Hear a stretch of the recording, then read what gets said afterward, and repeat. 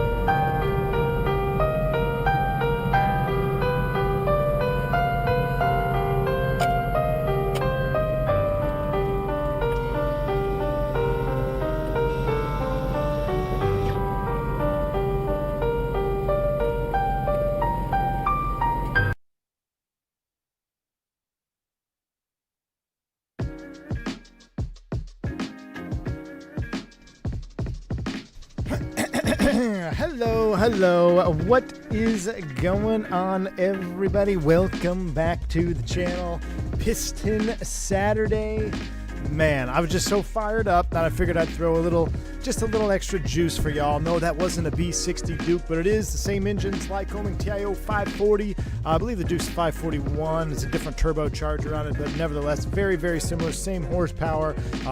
Chieftain's actually a little bit bigger than the Duke, but you get the point. Same deal. The sounds are freaking awesome. The Duke sounds like the video sounds like the Duke. I just can't get enough of the Duke. So we're doing more Duke flying today. We're sitting at an Ameriflight hangar right now in Burbank, and we're going to head up on a real-world route that I've done in this, well, not this particular airplane, but I've done it before on a twin piston, and then maybe we do another route tomorrow or Monday. But yes, it's going to be a fun one. Blast off out of Burbank, heading to San Luis Obispo. Should be a fun one up the coast. We are IFR on this leg. We got a clearance already. VATSIM, we got some center online, and it's going to be fun. So I hope you guys enjoyed that. Alexa Rastas, thank you so much for the support. 36 months, more stuff like this. Oh man, appreciate it. There'll be more coming, Alexa. There'll be more. Alexi Rastas. There'll be more coming. When we do our day in the life of an Amflight pilot, I have another video that I can share with y'all. So hold on one sec. So yeah, it should be fun. Hope you guys are ready to get this one going. Who else is here? Scott's in the house. Keith B is in the house. A. Nick, Zach Lewine is here. Spurious Podge, FC Receptor, Team Vodka. I believe this is Team Vodka here in the King Air, and many more. Let's come out of the hangar. You can see here that yes, indeed, Amflight hangar. I actually did my check ride right on this ramp right here. I actually have a picture of a Chieftain, actually have a Navajo, and then I have a picture of a 99. Walk out to the ramp from this very, very spot. So here we are approaching our B60 Duke, Grand Duke, with the juicy turbocharger sounds. Now I'm kind of working on don't mind my upside down flag here, or slightly tilted flag. I'm going to straighten those out, and then I got the old Amflight scratches up there on the top, so it's going to be absolutely spicy once I iron out that little flag up there. I'm going to be rocking this livery for a while. This particular airplane is just got me so, I love the Cessna 310. I love the Milviz 310. But man, I am absolutely in love with this Duke. I mean, just all the features that it has, and it's so good, and the cockpit is so good, and I can't get enough of it. It's like when the TBM first came out, man, I couldn't stop flying TBM. Then the Lear came, I was flying the Lear, couldn't stop flying. Like, I'm flying this Piston Duke around, and I just want to fly more. I want to fly more. I might even do another stream tonight. We might do a night stream to see what this puppy looks like at night. Billy B16, how does it compare to the Fly Somewhere? I'll tell you this, from the Fly Somewhere, the 414, I've said it before, great airplane. I love it. Good sound set, good systems modeling.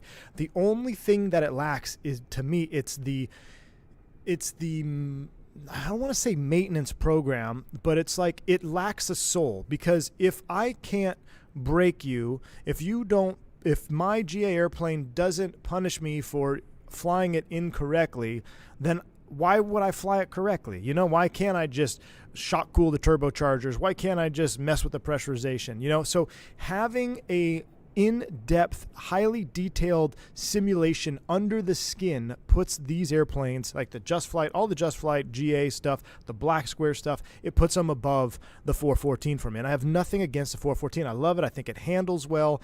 It's a great bird, but I kind of put it close to how the PC-12 is right now. The PC-12, best PT6 one of the best PT6 sound packs for the single engine. You know, we have PC-12s and the TBM.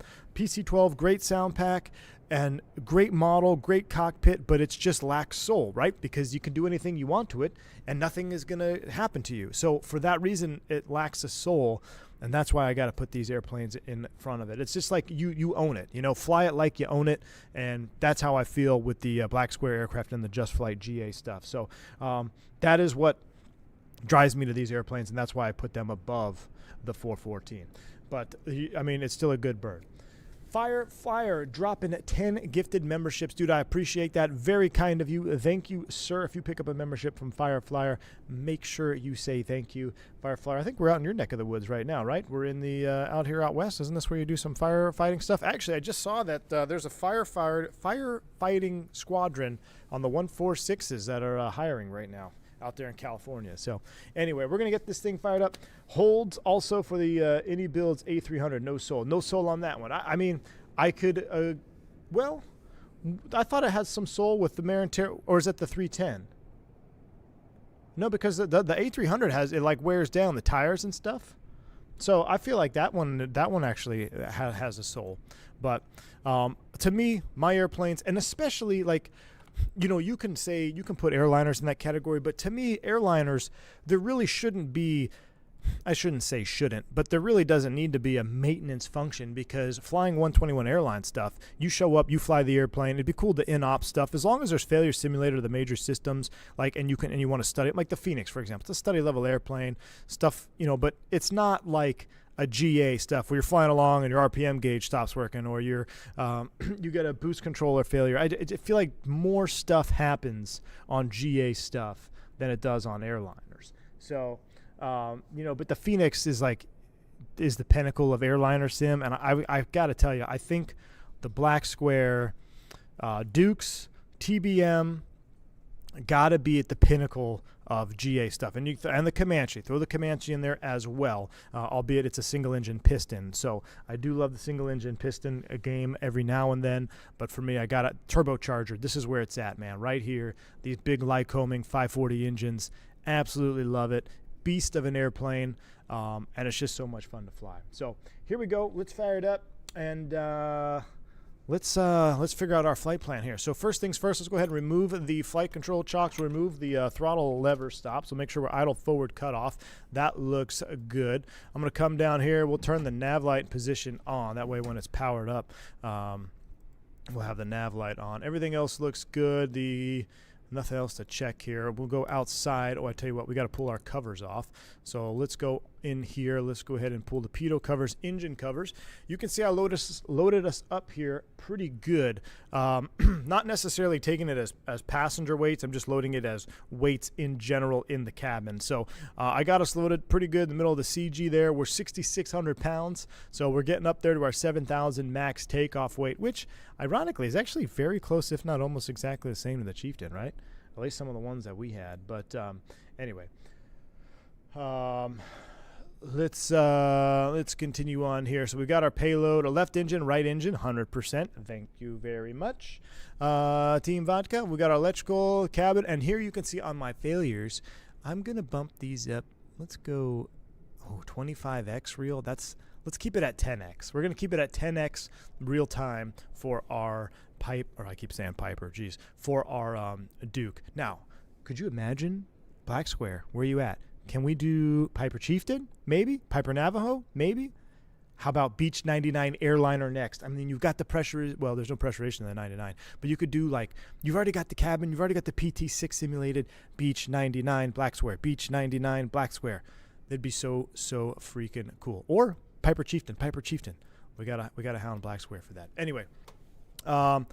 Let's see. All right, everything has been removed. You can see our cowl flaps are in the full open position down here. Now, this airplane is obviously much, much nicer than the PA-31s that I would fly freight in. So this is like premium deluxe freight. We'll go ahead and pull our keys off the dash. You'll see that nose will close. We got our little hatch open, and I'll tell you what, let's just go ahead and close the cabin door as well. So we're all closed up. We're on board. We're going to fire it up. We've already got our clearance. So let's go ahead and turn the battery switch on. With the battery switch on, and I'll turn on the avionics here real quick so we can set up our radios, and then we'll do an engine start. McAllen, thank you for 16 months of support, dude. Very, very kind. Appreciate that. Best intro after the epic interview with Miss V1. Hey, I appreciate you, McAllen. Thanks for that. Appreciate your support. Glad you enjoyed that intro, my man. Glad you enjoyed it. So having circuit breakers is having soul? I disagree. Well, no, I think having circuit breakers is part of the soul. You you know, if they pop, but if having circuit breakers that pop in accordance to their associated systems, you know, like if you blow a fuse or something and then that system won't work until you activate, like strobe light, for example, and then if you turn the strobe switch on, then it senses that it's blown, and then the fuse will pop then, as some of the examples were given before from Black Square. So that's the kind of stuff that I really, really like. Plus, I also really, really like, you know, this like engine condition, and then if you look at and the meantime between failure mode, like, so you have all these averaged failure hours, right? So the instrument error partial panel, let's look some a little bit like, or a fuel leak every 2,000 hours on average is when someone would have a fuel leak, you know, and you can increase that. I just love that. I mean, look at all this stuff. Avionics, ice detector, all this stuff. Just absolutely, that's what gives this airplane soul, and I absolutely love it. Some people can't drag the tablet around. Manuel says you can. Have you tried? I tried moving it, Dougal. I can't move it either.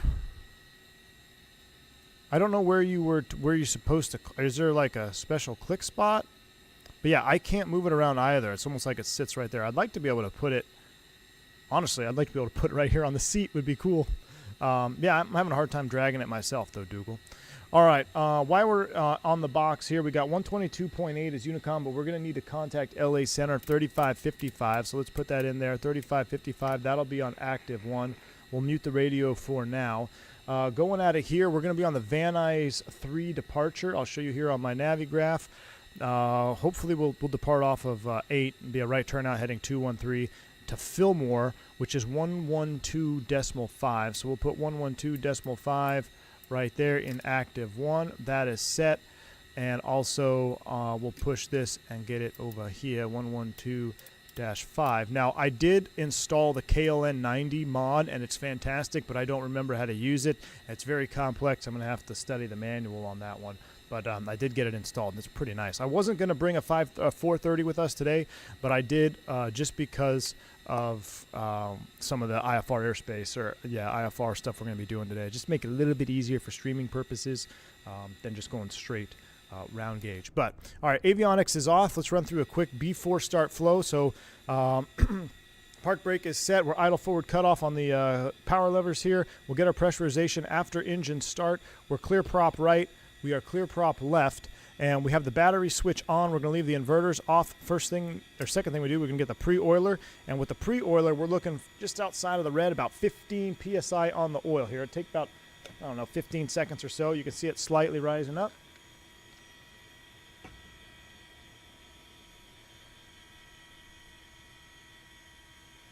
And should keep on coming, baby. You want it just out of the red. Andrew Dixon, good to see you, man. Welcome to the stream. Glad to have you on board. Anytime now. There she goes. Boom. See it popped out of the red? All right.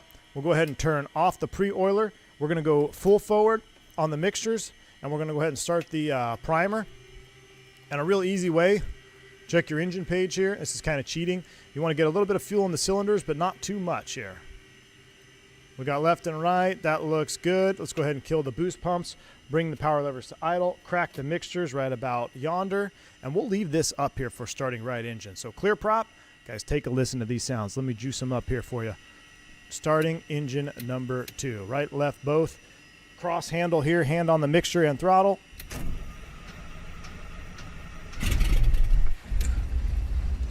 All right, she's coming to life. Run that power up, 1,000 RPM. Once you set 1,000 RPM, since we're basically sea level, just bring that mixture back about halfway so we don't foul the plugs.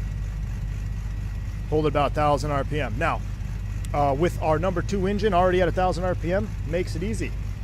Match your throttle levers, boom. So now when we start number 1, we should be right about 1,000 RPM. Clear prop. My yoke is shaking on the desk. It's so cool. Oh, I forgot here. Let's bring you guys on. Probably see my yoke shaking.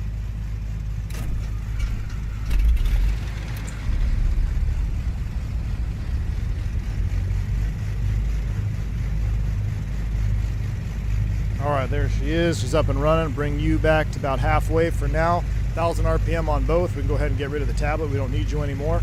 After start flow, let's start with the top. Master avionics, main inverter, generators 1 and 2 coming online, fuel boost pumps off. Cow flaps should be full open on the ground, or depending on the temperature, we do need to warm them up a little bit. So I'm going to just go ahead and close them for a few, 1, 2, 3.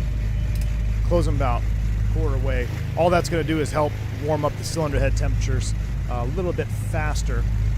It's 77 degrees out here. We're going to be taking off relatively soon. All right, so I'm going to hide this cam for now. But we are fired up. We got our after start flow. Let's continue on. Let's come down here. Ooh, I should have turned the beacon on. Should have started with the beacon on.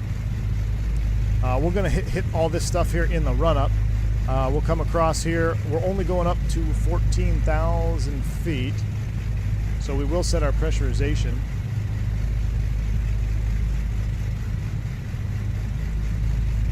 We'll pressurize right about 3,000 feet on the cabin.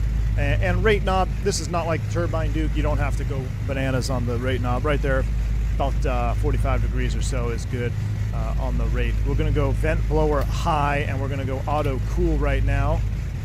77 degrees, so it's relatively comfortable in the cabin. You'll see the air conditioning scoop open up here. Check that puppy out. How cool is that? Now you will see it go into ground mode, the same as the Turbine Duke. Now I think I made an oopsie. I gotta check, but I think you're supposed to actually have the air conditioner off for takeoff, so you close this scoop.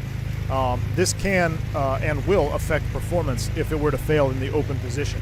So if you were to have a single engine at a high gross weight and an air conditioner failed, you're just setting yourself up for failure. So I'm pretty sure that should be closed for takeoff. But we'll leave it right now. Everything looks good. Let's go ahead and set our GPS up. Okay, we're going to let you get the position. We'll do our quick flight plan in there. We're going direct Fillmore. And then we got our squawk code 4702. So let's power up our Garmin transponder GTX 327. So our squawk code is 4702 on the ground here in Burbank, 4702. And we'll just put you on, actually it should be on altitude for on the ground right now for these guys. So 4702 is set, our radar's on, there's really nothing out there, which is pretty nice as far as weather's concerned. Our flight plan, we're gonna go FIM, Fillmore, enter. After Fillmore, we've got Victor 186 to Romeo Zulu Sierra. So I'm gonna have to double check here on our, it's a straight line, isn't it? Oh, it's basically Dino. So we're going to go DEANO. I'm looking on my Navigraph. I know you can't see it, but we all know how to read Navigraph charts by now, hopefully. DEANO. Dino. We'll enter you. Southwest USA. After Dino on Victor Airway, it's basically direct to San Marcos, Santa Barbara VOR, which is Romeo Zulu Sierra. So we'll go ahead and select Romeo Zulu Sierra. There is one waypoint on there before there, but we'll be fine. After Romeo Zulu Sierra, we'll direct to the field, I believe, right? Oh no. Well, yeah, we are technically. Oh, we actually filed MQO.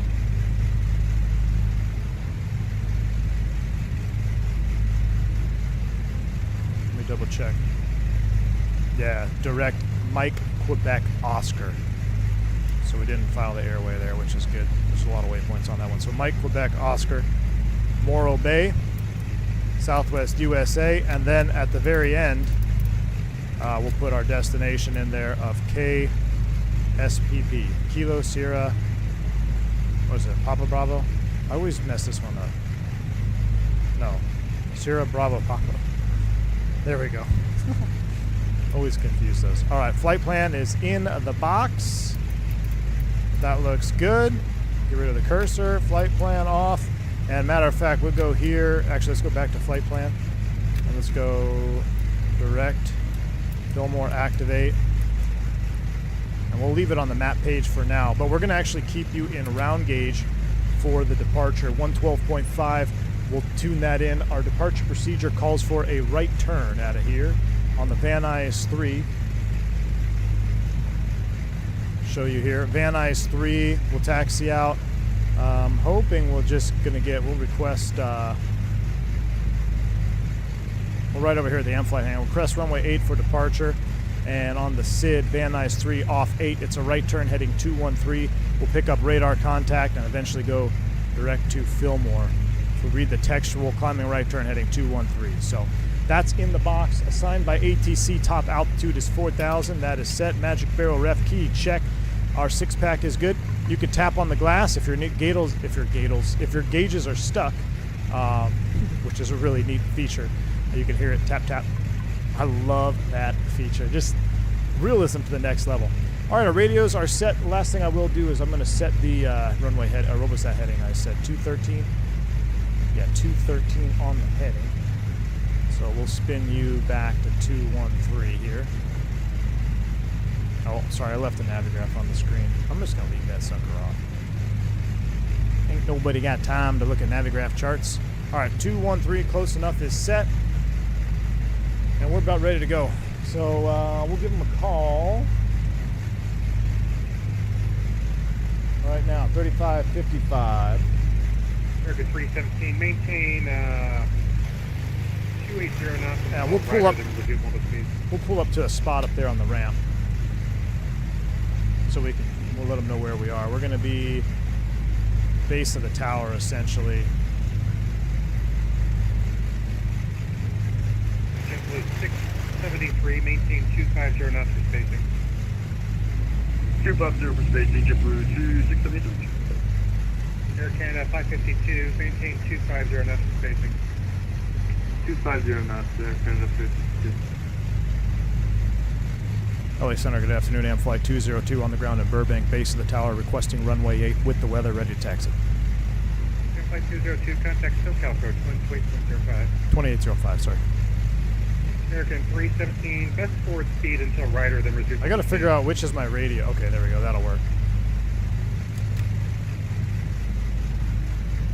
Wait, which one's my radio? Which one's my primary? I thought that was COM 1. This is my COM 1. Interesting.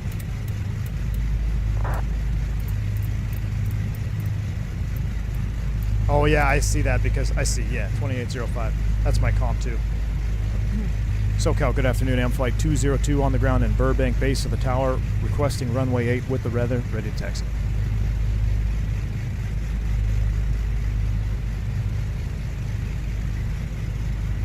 Am Flight 202, SoCal departure. Did you have a clear? That's affirmative, squawking 4702.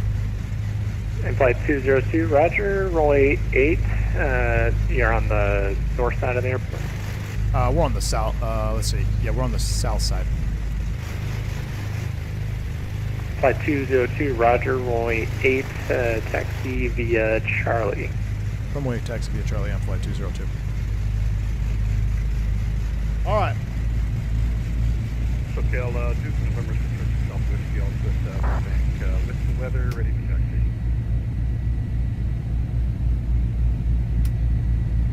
Or 646 Alpha Whiskey, runway 8, follow the Am Flight. Alright, we'll follow the Am Flight 8.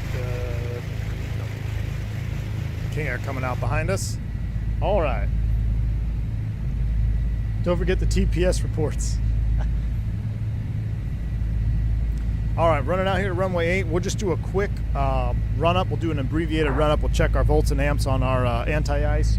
We'll do 2 prop cycles, get some fresh oil in the hub. You can see here our cylinder heads are basically in the base of the green. Fully ready. So I'm going to go full open. CS 8067, runway 26 right, clear for takeoff. We'll go full open on those cow flaps now. Just had them partially closed to help expedite that warm-up process. If it's super hot, you don't need to worry about it. Just keep it full open on the ground. They will warm up, trust me. About 70 degrees, cold airplane. Just help them a little bit. All right, so holding short of runway 8. We'll stop here kind of at a 45 so we can see any landing traffic. We'll set the brake. All right. Abbreviated run up here. So a couple things we're going to do. First things first, take a look at our volts. Let's go ahead and, I saw a very slight jump, pitot heats. You can see them jumping. They all work. So we got our heats. We don't need them right now, so, but we do know that they are working because you can see the volts and amps trickle. So now let's go ahead and run up our... 202, runway 8, clear for takeoff, turn right heading 210, climb and maintain 4,000. All right, heading 210, runway 8, clear for takeoff, amp flight 202. Quick cycle of the props.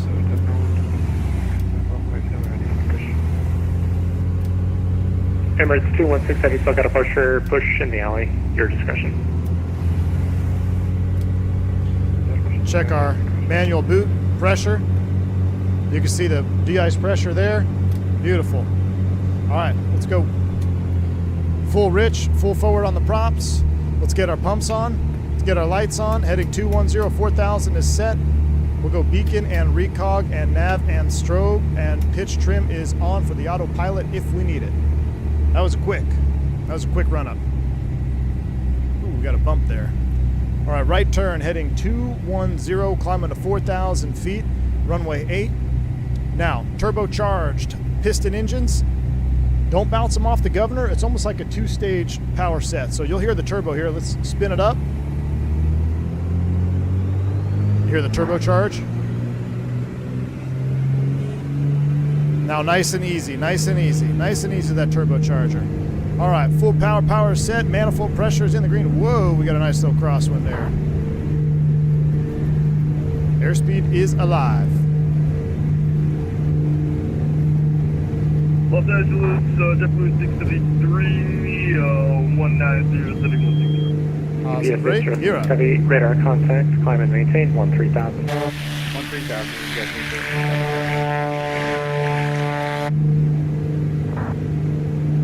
Start the right turn, heading 210. We're climbing to 4,000.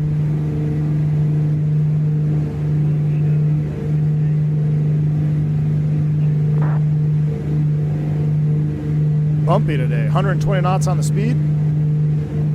Aircraft calling for radio check, loud and clear.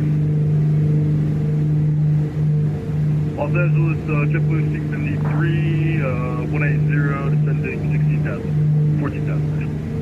JetBlue 673, SoCal approach, LE altimeter 29906, descend and maintain 11,000. All right, approaching 1,000 feet. Descend, maintain 11,000. I'm gonna lower the nose. I'm gonna bring the manifold back about 38. Flight 202, radar contact, same altitude. Passing 1.8 for 4,000 and flight 202. And flight 202, climb and maintain 8,000. Climb and maintain 8,000 and flight 202.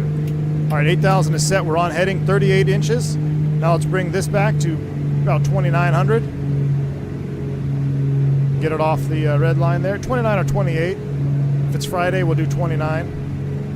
First start 24 Tango, expect PD. Run that trim down a little bit. Go ahead and get our fuel pumps off.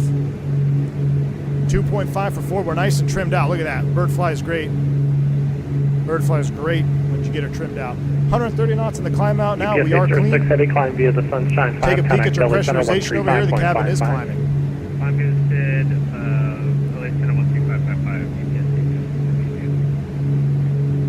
Oh, I totally forgot to turn the air conditioner off. Again, forgot to turn the air conditioner off, but you can see now it's heavy, in push flight mode. Start on the kilo, tail to the north.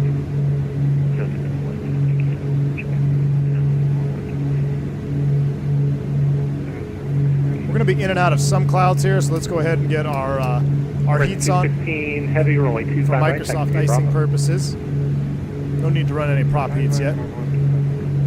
Number 646 Alpha Whiskey, rolling 8, clear for takeoff, turn right heading 210, climb and maintain 4,000. Clear for takeoff. All right, looking at our fuel flows. Do about 180 or so here on the initial climb out at a 3,000. Turn right heading 300. Right turn 300 and fly 202. All right, brought my mixture back a little bit. Got us about 190 on the fuel flow. Making a right turn now to heading 300. Leaning the turbocharger is a little bit different than just leaning a straight piston twin. If you lean for peak, you will probably end up cooking those turbochargers. So there's, again, aviation, there's different schools of thought for a whole bunch of things. 971, expected. Our procedure, where I worked, was we would lean for a fuel flow. So that would be how they wanted us to lean. We'd lean for fuel flow. predetermined fuel flows that we knew at certain temperatures and altitudes were going to be sufficient to keep the engines cool, and it wasn't running wide open and wasting gas. Heavy SoCal approach. Good afternoon. I'm trying to dig back into that memory bank here, but if you don't even have any reference, just take a look at your gauge here. So this is your takeoff fuel flow. This is climb, about 75% power, 65 and 55% power of fuel flow. Now, when you're doing those things, you also want to monitor your cylinder head temps, because if you keep leaning it too much, if you lean it too much, you're going to be running those engines too hot, and you will cause undue stress. But if you also run them too rich, if you never lean them in the climb out, and you climb up to this altitude, this airplane's got a service ceiling of 30,000 feet, you will bog them down and you will have issues. So you have to lean them.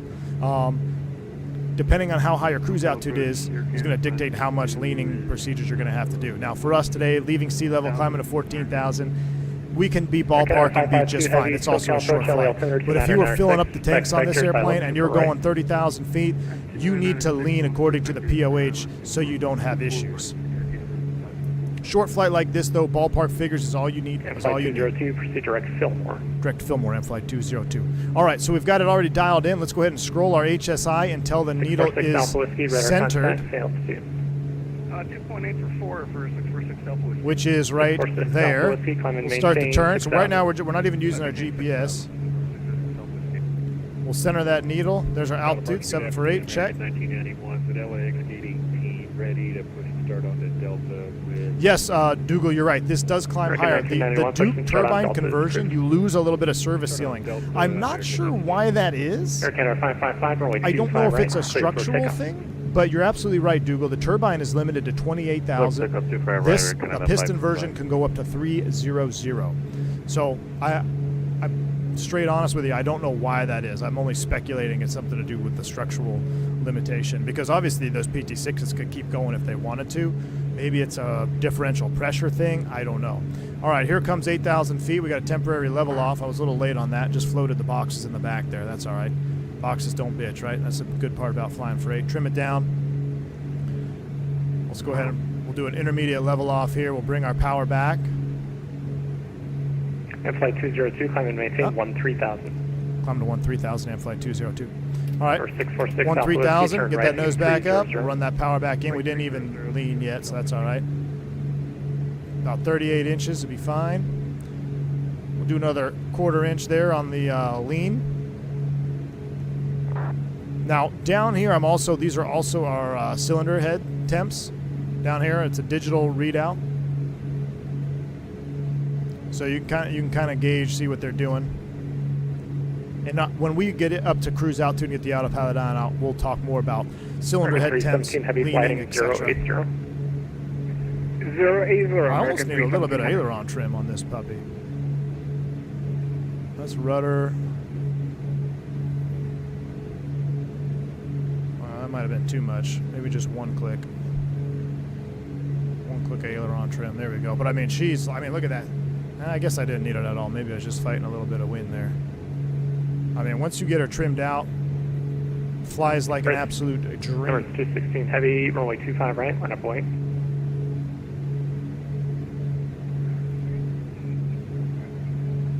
All right, looking at our DME, we're 17 miles out. I'm going to come down here and get our redirect going here on our Fillmore. Redirect, enter, activate. Now we can see what we're doing there. Connect LA Center 135.55. Have a good 3555 and Flight 202. So, got out of 10,000 feet, let's go ahead and get our lights off. We will go beacon only. And we are out of the icing condition, so we'll go ahead and save electrical power. We'll talk about that here in a minute too up at cruise. LA Center, good afternoon, and Flight 202, 10.5, climbing 13,000.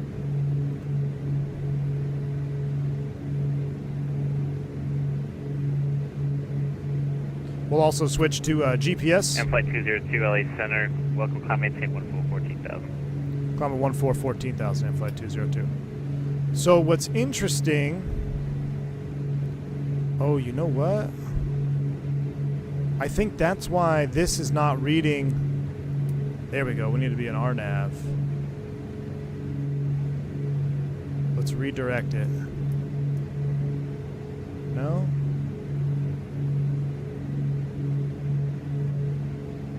So my RNAV, my GPS is actually a nav2 source. That's interesting. I have to figure that out here. Let's go autopilot on. We're attitude heading right now. That's fine. CDI is in GPS mode.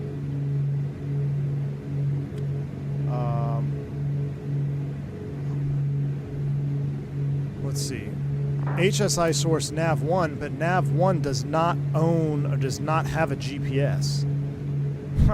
That's going to be problematic. So we're going to have to back it up with this, but keep the needle in VOR. You see what I'm saying, chat? Because this GPS is linked to our second OBS. Very interesting. Because this is nav1, this is nav2. If you look at my options here, primary is the KX155, which is this little guy right here. Altitude alert. So, and the secondary is a 430. That's all right. We can do it. I mean, we just got to be on it. That's all. We'll just keep it in heading mode, and I'll tell you what. I've the amount of times I've flown the airplane in heading mode. If I had $1 for every time, I'd have probably $10. No, probably more than that actually. What's interesting though is I don't have any nautical miles or anything like that. So the 5150 LA Center, ready to contact. Welcome aboard. Flight Center, 2646 South Whiskey, passing 8.6 for 13.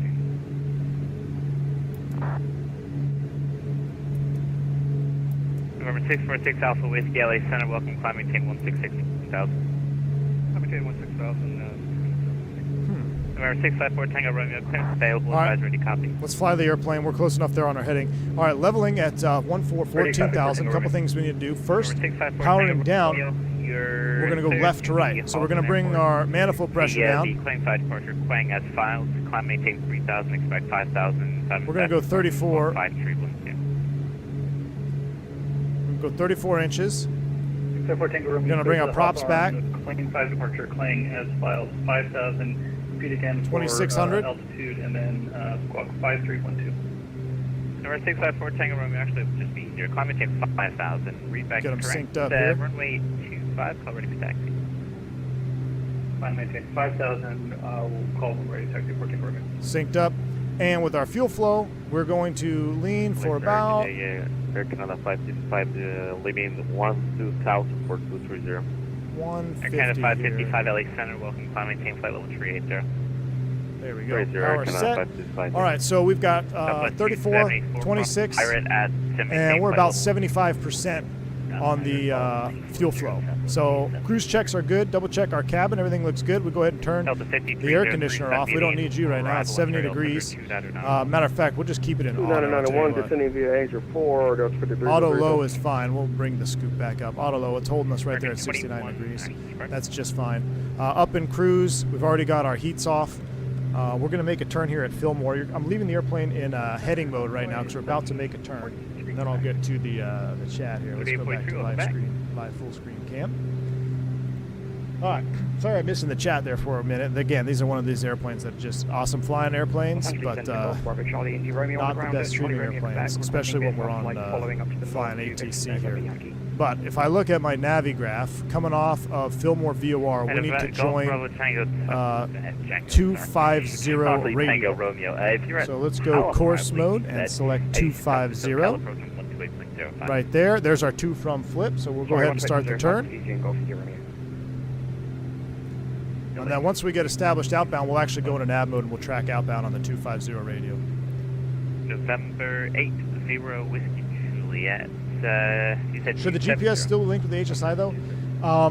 Whiskey Juliet, no problem. No, because it would be linking this one. And this autopilot is only going, the Sentry 4 autopilot is only going to work off the primary HSI. So if my primary HSI does not have a GPS with it, you're not going to be able to Cross 2112 LA Center, ready to fly contact. it, right? Welcome aboard. I'm assuming that's what's happening here. If I were to put the GNS 530 as the primary, then you would have GPS nav, and I know that works because we even did that the other day. So that's all right. We'll go ahead and establish outbound here. That's fine. You can see our flight plan here. Matter of fact, I'll go to the flight plan page. We'll activate the second segment menu, activate leg, activate. There we go. Airbus 216 then LA Center, a welcome little bit of climbing S-turning Tango here. We'll go into 27, nav correct, mode. 370. Close enough. Let's see how she does. She'll probably turn over there and capture it. Oh, look at that, though. Hot swap to the 530. I might do it on the ground in San Luis Obispo, Greg. FC receptor. So I'm not using. Is the 430 working title? The 530. Oh, the 530 is the TDS. So maybe the 430 is working Southwest title. 1142, contact SoCal approach 128. But I'm not sure because, like I said, I mean it's just an awareness GPS is what this is in this case. Then, because if this airplane was outfitted this way and the autopilot could not follow the GPS, then technically this GPS is only for situational purposes, right? You can't file slant golf unless, actually you probably could, because you could use this as a CDI. I gotta check the regs on that one. I think you could fly with this as an actual CDI. Now, this is still really nice to have. You know, when I flew, as you saw in that intro video, there was nothing. Ain't no GPS in that bird. Literally held together with speed tape and God knows what else. Number 36, Mike Bravo, cross hybrid and maintain flight level 2. All right, we're level 14,000 though. We're settled in. Cabin is rapidly cooling, so we're going to need to go. Let's go auto heat. We may have to. I don't want to start the janitrol. We're just going to freeze ourselves off. How about that? I will do it as auto heat as much as possible, but we aren't going to start the janitrol heater. We got our leather jackets on. We're freight dogs. Contact Vegas approach 135. Yeah, the aircon flap is open, Over to Vegas. which now it is closed. So we're going to let it try to do its thing here. Man, I love this airplane. All right, let's get settled in. Look at these views. I'm going to read back in the chat here. Sorry, guys. Missed yesterday's stream. What did the play money mean? Spoozy. So the Turbine Duke, I did some research. If you had a Grand Duke like this one here and you wanted to retrofit with the Rocket Engineering PT6s, it's going to cost you $1 million just to do the retrofit, let alone the price per hour cost and maintenance cost and training. So I wanted to label that stream FU money because everybody loves to have a little FU money, right? That's really what, if you have a Turbine Duke, you probably have FU money. I just realized something here. We've got our cowl flaps still open. Let's take a look at our temps. Our cylinder head temps are on the bottom of the green, so we'll go ahead and close them up. 1, 2, 3, 4, 5. 14,000. Should be close enough. Now our cylinder head temps will probably rise up a little bit. We'll keep an eye on them. I'm actually surprised there's no gauge in this airplane for your cowl flaps. It's kind of unique. Maybe you just have to time it. All right, so our cowl flaps are closed. Looking at our cylinder head temps there, they're in the green. Everything's in the green. Oil pressures, everything's in the green. Green. Looking beautiful. Our fuel flows are good. We got gas on board, and we're just cruising, chat. Cabin is pressurized. Our props are perfectly synced right now, but you could use the prop sync if you wanted to. But we're professionals out here today, so we're not using any prop sync. That was American 1991 LA Center, Classic Cape Level 3. God, the sounds on this bird are just awesome. There's downtown LA. I'm watching the name of this with yoga. I used to. Going back in the chat here, guys. I'm trying to catch up. 5390 LA Center, ready to contact welcome. This is pressurized, Isaac, yes. What if you press the VLO just above airspeed? Does that switch HSI to GPS? Yes, it will switch it to GPS, but it will be flagged out because the primary HSI would have to work off of the primary GPS. My primary GPS, the way it's set up, is not the 430. So I think this is actually correct behavior. for Tango unless Rome, I'm completely like just 25, misremembering taxi, here, yeah, altimeter 2999. I think this is correct behavior. Taxi runway 25 via Juliet, 2995 on the barrels is over Tango Romeo. Now, what's interesting is you can see we're a little bit off course there, but I mean we're using the needles. Now we got to we have a changeover point here. You can see Dino. Then we got to tune in RZS. So after we hit Dino, we got to join the San Marcos, which is 114.9er. Walker 3182, contact We'll have that in the Vegas, standby. We'll 135.0, put yes. you in this one here. See if we can dial you in now. 114.9. You can see we are getting VOR2 nav. That looks good. And yeah, see this I think is CDI'd out here. It's interesting. American 1991, proceed direct life VOR, Bravo Lima Hotel. The inbound radial is going to be 109 outbound, so that's going to be, oh geez, what's the opposite of 109?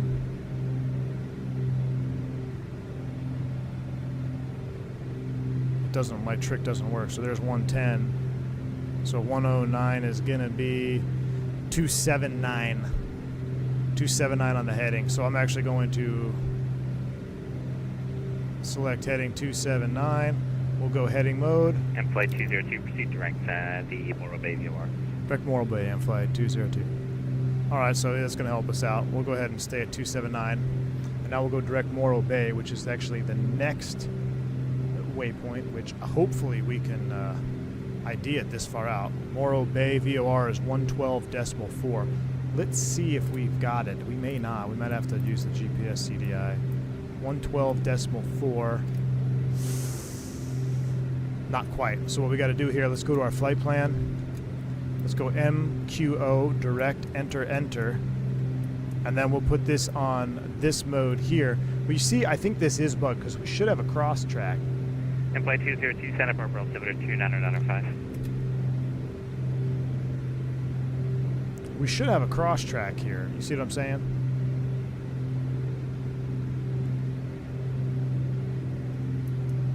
That's what I think we might have a slight bug. So we'll just go heading mode here. We'll heading her all the way up there.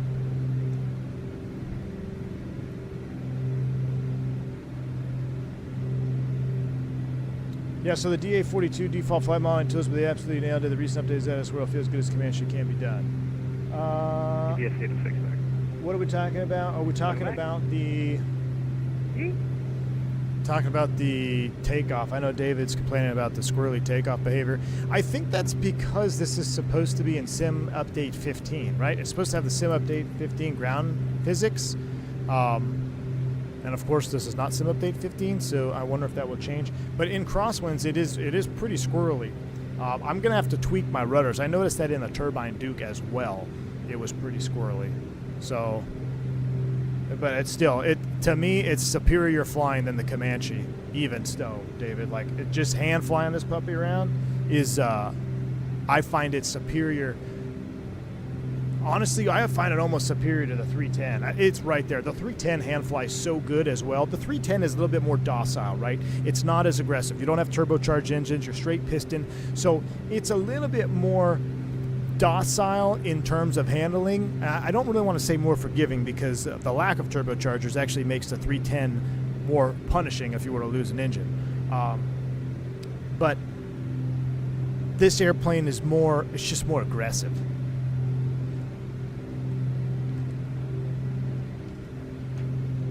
Hit CDI on the 430, then your second VOR will do it.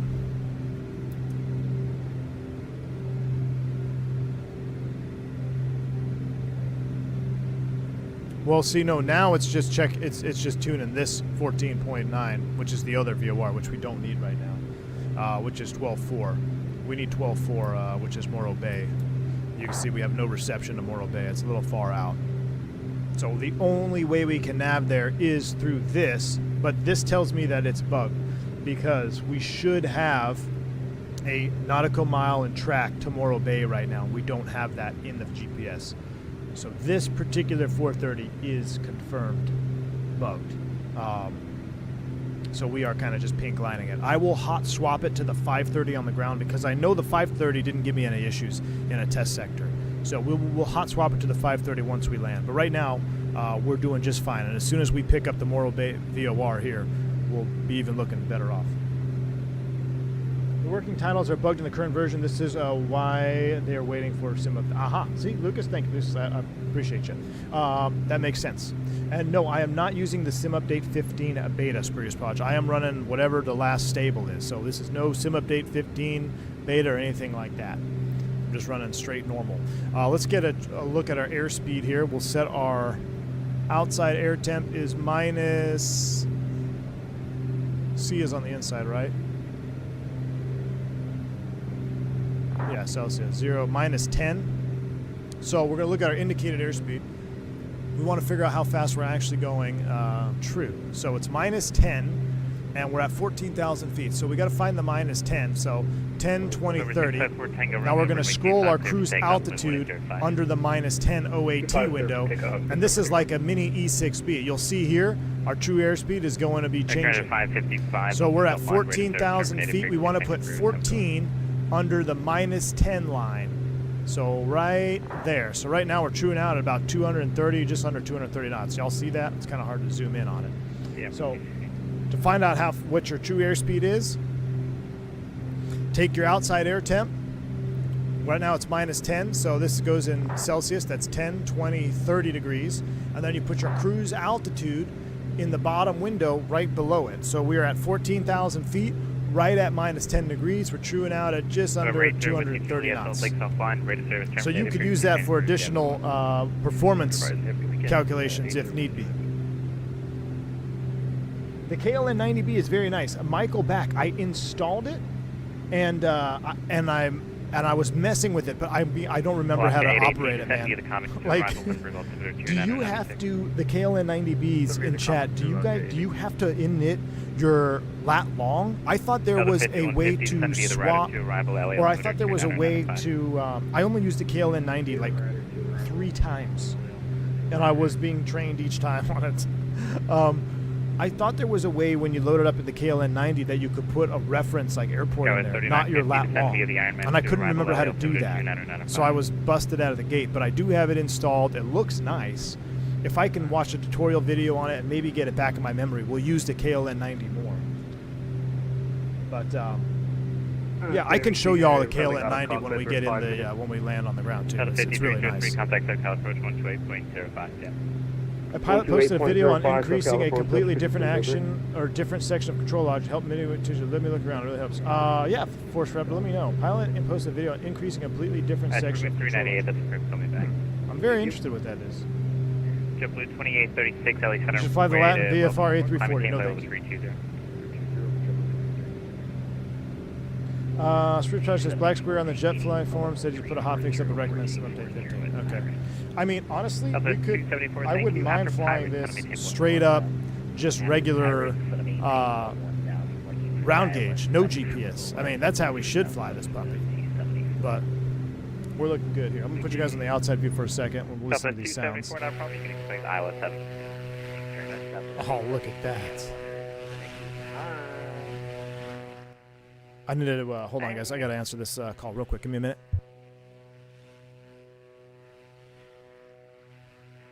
What? You heard what I said.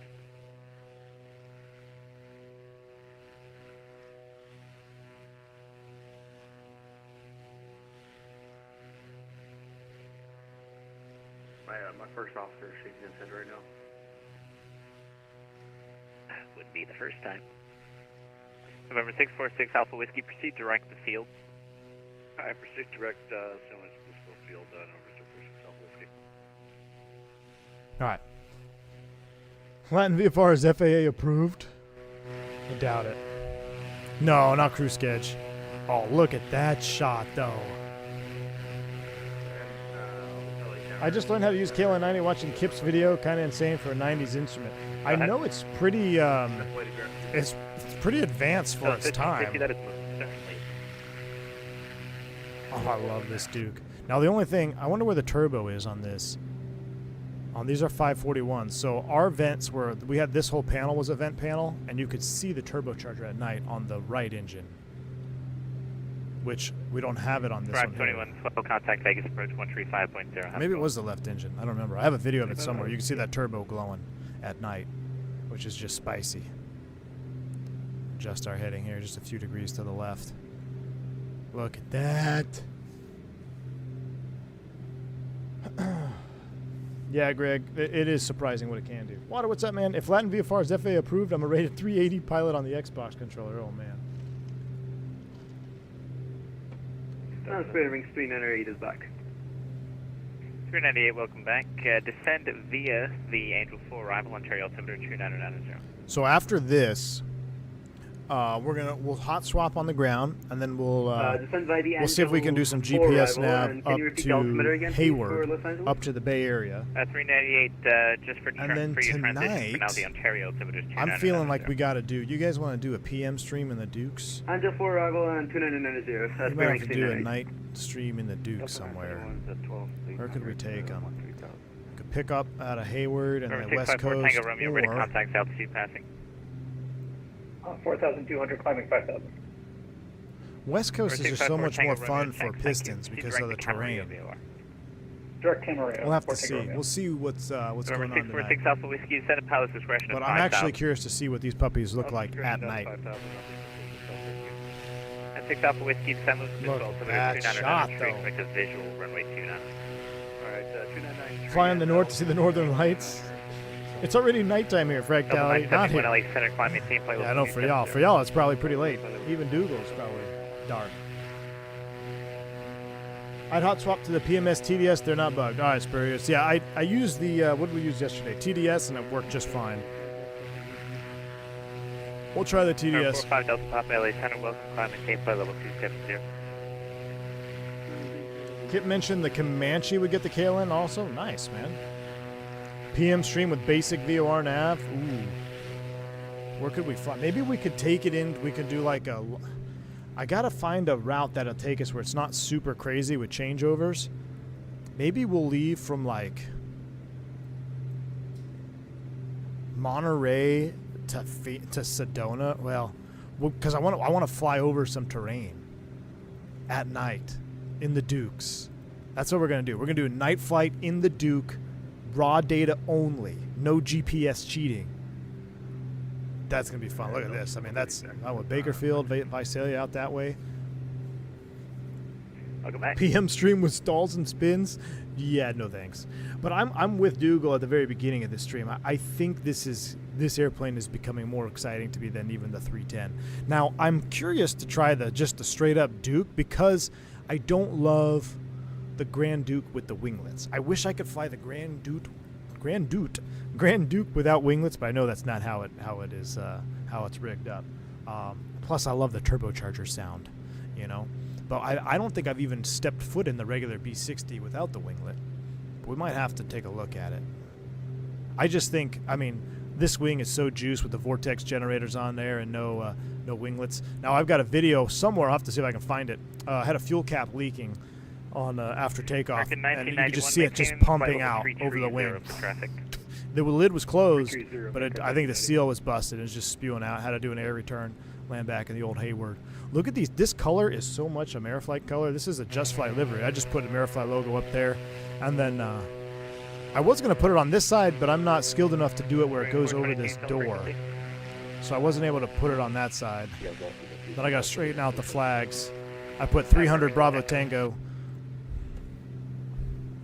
We used to call it 300 bitch tits, is what we used to call this airplane, because it was such...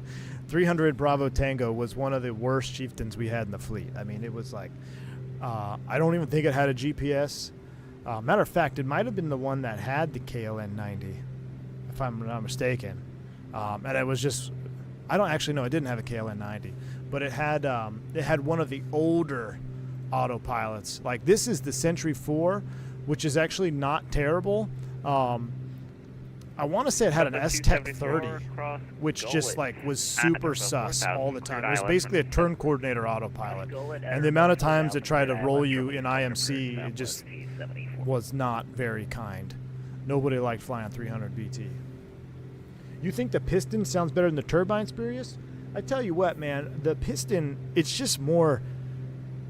more raspy, more raw, you know? The PT6 is such a refined, beautiful, harmonious engine sound, whereas these turbocharged pistons are just raspy, aggressive, you know?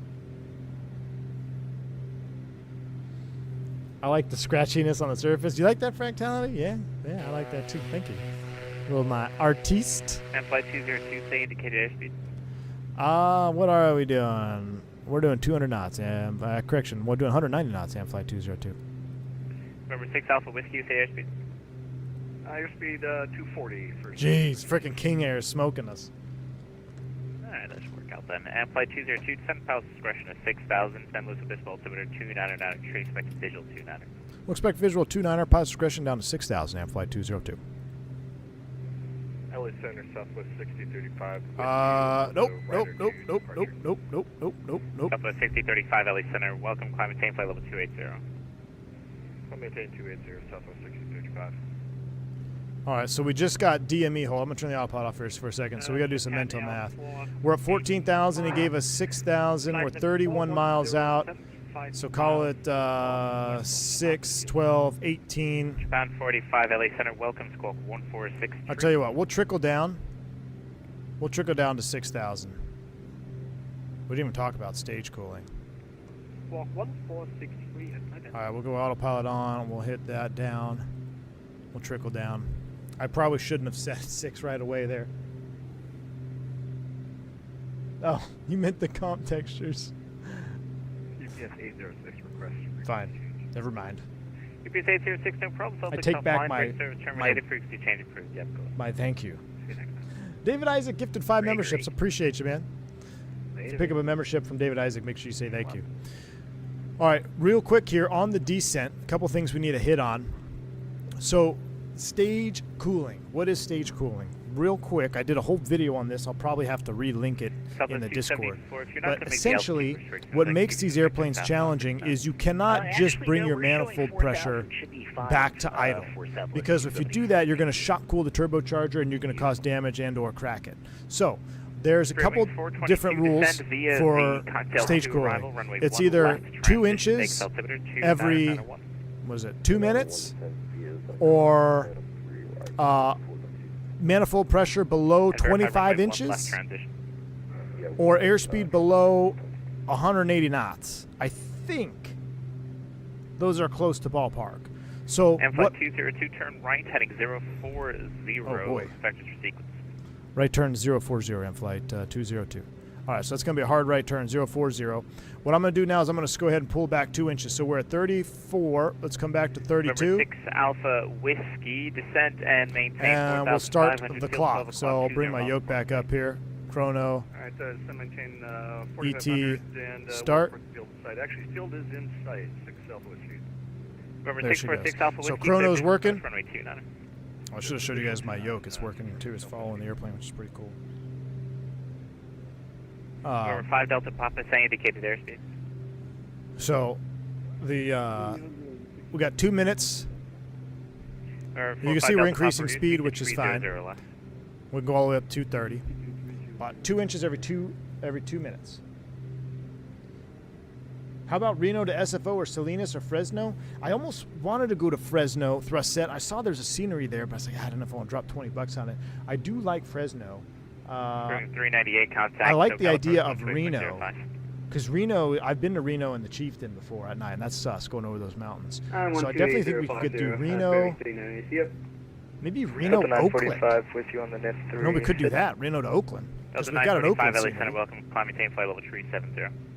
370. What's MFR, Fireflyer? I know. Flight 202, turn right, a right turn, heading 290, set and maintain 5,000.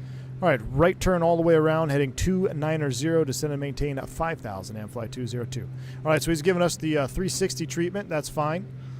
This is what happens when you fly slow airplanes in busy airspace. Radio check. Aircraft calling for radio check, region 555. And he gave us 5,000 on the altitude, so 5 is set. Mather. It's Mather, right? Medford? Mather? Now the 5150, say airspeed. Keep spinning that heading knob around. You got to be careful you don't go all the way past what you need it to be, or past 180, and then it will come back, make a left turn. You don't want to do that. So now that 290 is on the same side as the turn, we'll scroll in 29er there. 290, 5,000 is set.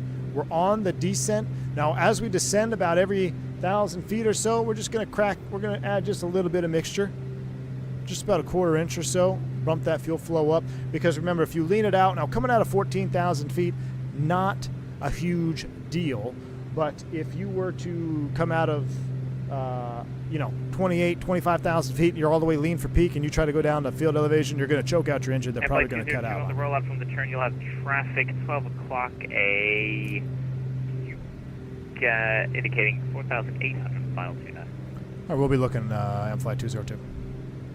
All right, so I've got our nav1 now. We're picking it up. We're 27 miles out. I've got our 1805 runway 29 clear to land. I've got our HSI working now. That's been 2 minutes. Oh, it's been 2:46. Let's go ahead and bring it out. Let's come 30 inches. Oscar 818, contact SoCal approach 119.6. 30 inches is set. We'll go ahead and reset. How do I reset the chrono? I forget. Press and hold it. There we go. Reset you. All right, we're rolling out a heading 290 down to 5,000. Increase rate of descent just a little bit higher more. right now, but you've got traffic just above you at 350, and you're on the same routing for a while. So, yeah, sorry about that. No, it's just kind of cool to see the yoke moving at the same time as the airplane. Absolutely love that about this, The force feedback is just, it's made GA flying more fun than Pirate descent maintain 11,000. Expect the ILS if I'm being runway completely 7. honest. Monterey, Truckee, Tahoe. After Pirate descent maintain 11,000. Those are some good options. I'll look at it. I'll look at them all tonight. I'll see what kind of sceneries I have, and then we'll go from there. I think I have a Reno scenery. Do I have a Reno scenery? Delta 971 descent via the round is 2 arrival, runway 1 left. All right, so we're on the descent. A couple things we can do here. Let's take a look at our pressurization. We're going to be landing basically field elevation, right? So I'm going to slow the rate down here, and I'm going to set field elevation, which is sea level. So the cabin is going to slowly start descending. We got our pressurization set. How's our temp? We're 88 in the cabin. Maintain the speed restriction until Let's go auto cool. And November 45 Delta Papa, reduce speed to... You can see our air conditioner scoop's going to open up here. Auto cool is coming down, about 30 seconds. I started that late, so I was about 30 seconds late, so we can come back down to 28 inches now. 28 inches on the manifold. 28 inches set. Let's go ahead and reset. Start the clock. 2 more minutes. Remember 654 Tango Romeo. Getting ready to come in at 10,000 feet. We're going to get landing lights on, taxi lights on, and for awareness, we'll go beacon and recognition. Traffic now at your 1 o'clock, 1 miles, 1,100. Oh, I'm not going to see that. We're looking at Flight 202. 1,100? You think I'm not going to see that guy down there?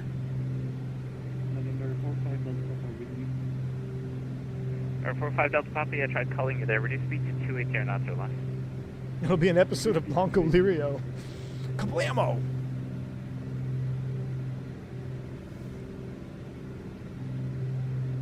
Sedona to Telluride. You like that one, Greg? Flight level 380. That was a fun route we did yesterday.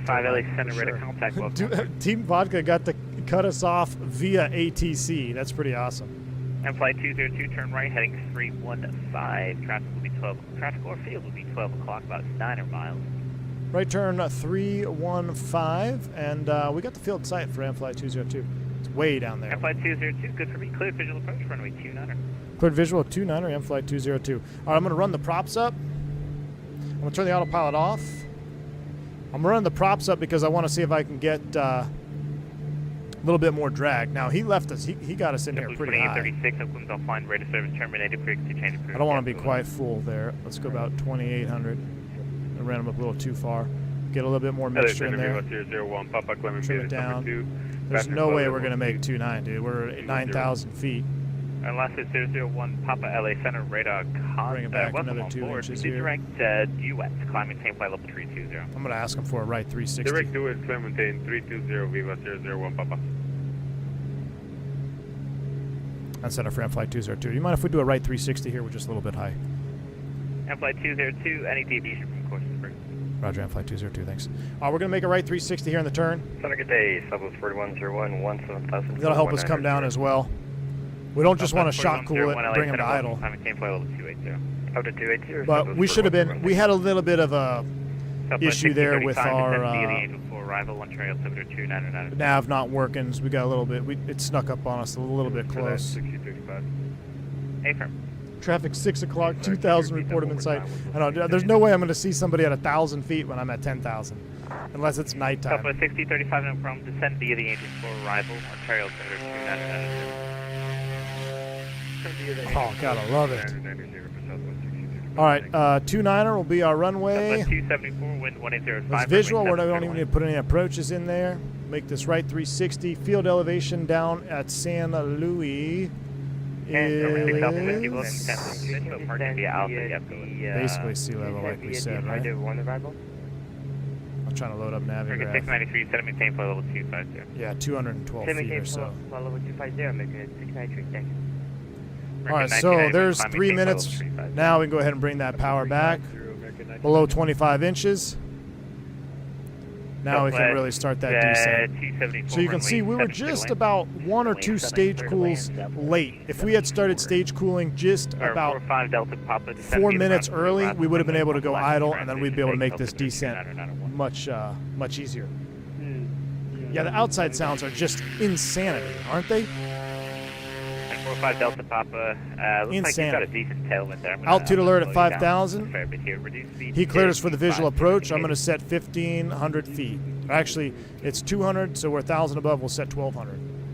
He cleared us for the visual. So we can keep on coming down. We can be power to idle here, actually. We'll get the gear horn.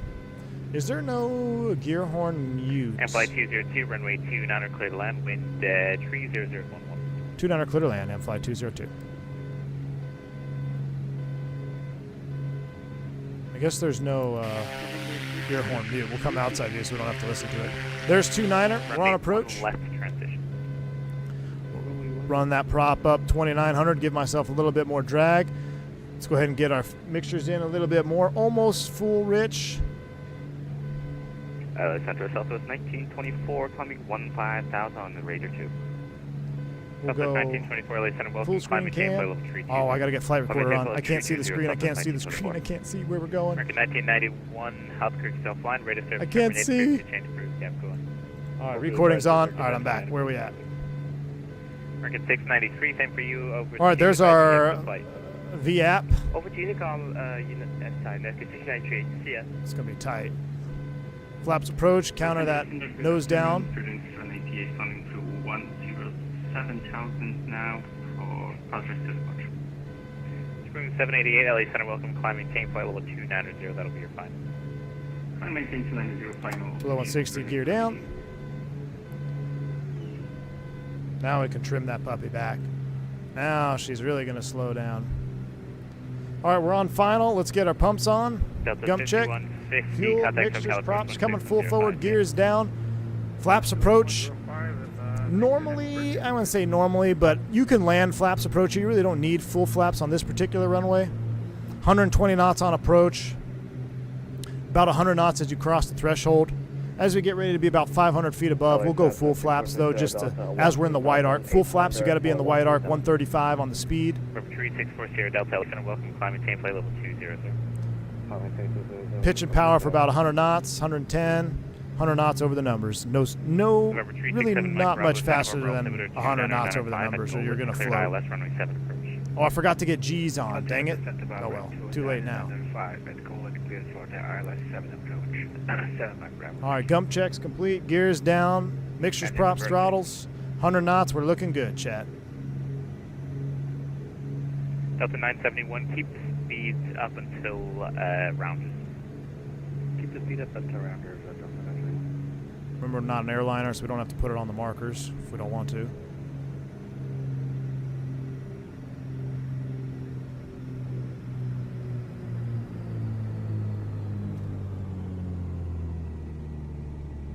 November 45 Delta Papa, resume published speed. Oh, that was a butter. Hard on the brakes. I want to make the... we'll make this next one. We'll make 5 Echo. Delta Papa, published speeds at rounders. We can make the reverse high speed. All right, as we get ready to clear here, 1,000 RPM, bring those mixtures back about halfway, get those pumps off. Foul those spark plugs if you don't. Man, I wish we had G's on for that. That was a hell of a butter. Barely even heard the touchdown sounds. And the touchdown sounds are fantastic here on the Delta 575, 8,000, stop the recording. 8,000. Delta 575 LA Center, welcome, climb and maintain flight level 350. 350 Delta 575. We'll do window open for juice. We'll clean it up here. We'll stop short. Get our brakes on. We'll get our window. Actually, before you open the window, we'll come over here to our cabin. We're still going a little bit. Let's go ahead and dump the cabin. And have flight 202 on the ground in San Luis Obispo. We'll cancel IFR. Thanks for the ATC.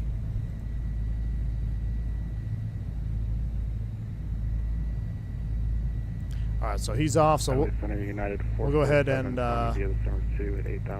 open the window for juice. Bring you up. 47 LA Center, welcome. Let's go taxi to the ramp. 360. Up to 360, 9447.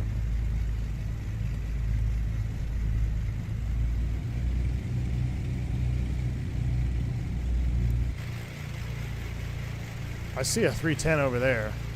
I think I saw a King Air over there. Flight 202, welcome to San Luis Obispo, thanks for the Al. Ramp the off, flight 202, thanks. All right, coming into the ramp here, we'll kill the avionics, we'll kill the gens, kill the inverter.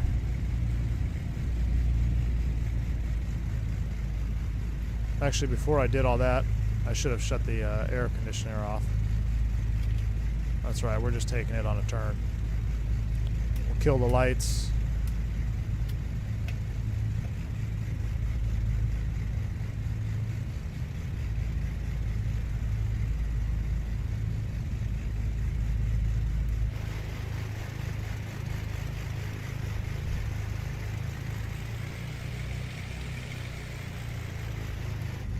All right, in here, we'll set the brake.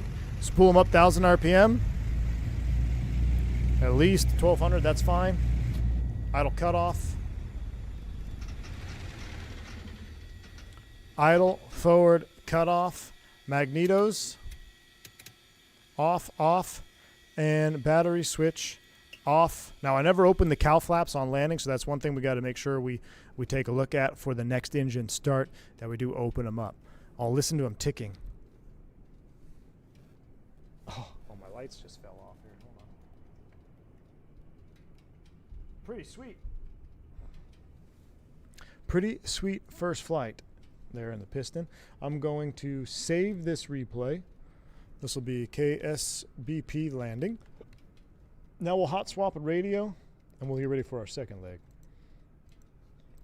We also got to open up those doors. So let's pull out our tablet. Let's do that first. Let's get the nose baggage. We'll get the cabin door open. Let's come over here and let's throw in the 530. And we'll do this as the secondary radio. Or you said that the 530 is bugged too, right? So we got to use the GTN 750. We'll use the GTN 750 on this leg, and tonight we're going to do 0 GPS. Team Vodka, thanks for flying along, man. Thanks for cutting me off. See you at the wedding. Team Vodka's off. He's going to go to a wedding. Well, I'm not going to see you there, but have fun at the wedding anyway. So this is what we'll swap into, a 750 and no radio, or just a radio in the secondary. So let's confirm that. Now, I did notice this before in other airplanes that have hot swappable radios. If you swap them and you don't reload the flight, sometimes the GPS and autopilot will have an issue. We're going to cross our fingers on this one. We hope it works here. So I'm just going to leave it like that for now. Now, is there a ground power? I'm curious. External power.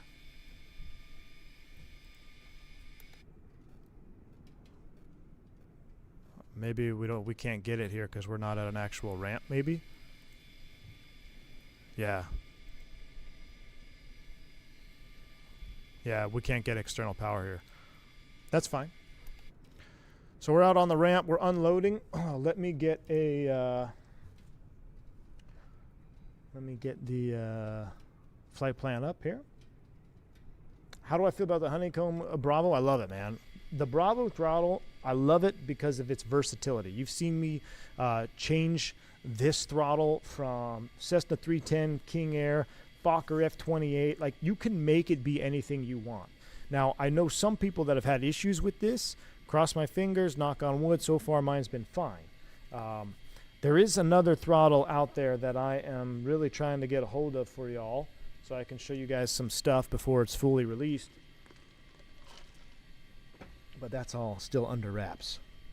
Team Vodka knows what I'm talking about. And I can promise you, the one that I am working on getting my hands on will replace this in a heartbeat and be probably 10 times better. So, chocks, maybe. Let me take a look at that. Let me go back to full screen cam here. Maybe we do need chocks. I don't. Let's see. Maybe you're right. External power. No.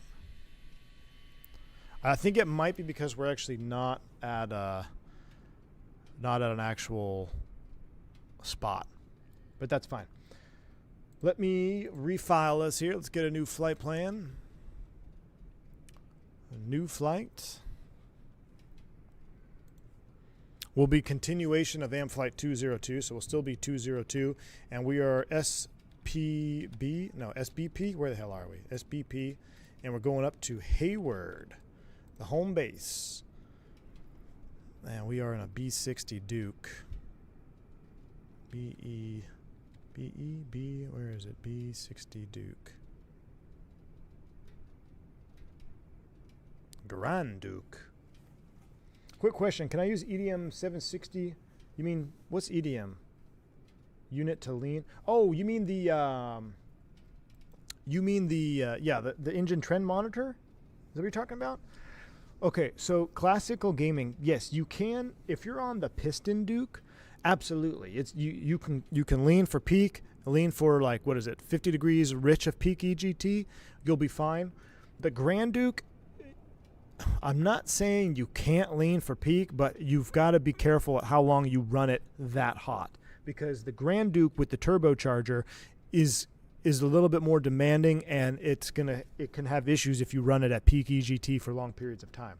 So check the POH on this next flight. Hopefully we'll get the autopilot working with the GPS, and then we can take a look into the manual specifically for the Grand Duke to see what it says. This turbocharger is a slightly different model than the one that I used on the 540 Lycoming, but it's fairly similar. I think it's just the way it's mounted. All right, so that's our flight plan. We're going to use our 750, so we've got that's all in there. We don't need the packs, the Crepe 3 out of San Luis. We don't want to do that. No, we don't want to go inboard. We want this flight plan here. MQO, Paso Robles, Victor 25, Aussie. We're going to go up to cruise altitude. We'll see what it gives us here.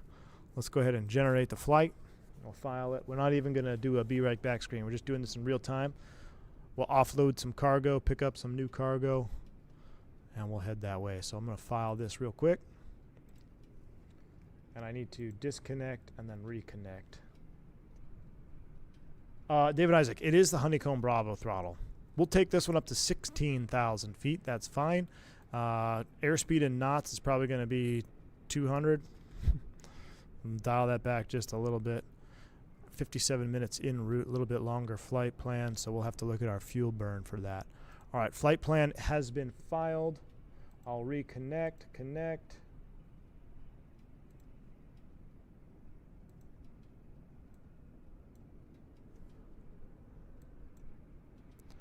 Let's see, our flight plan is in there, San Luis to Hayward.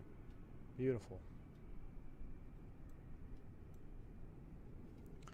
All right, and we're going at 16,000.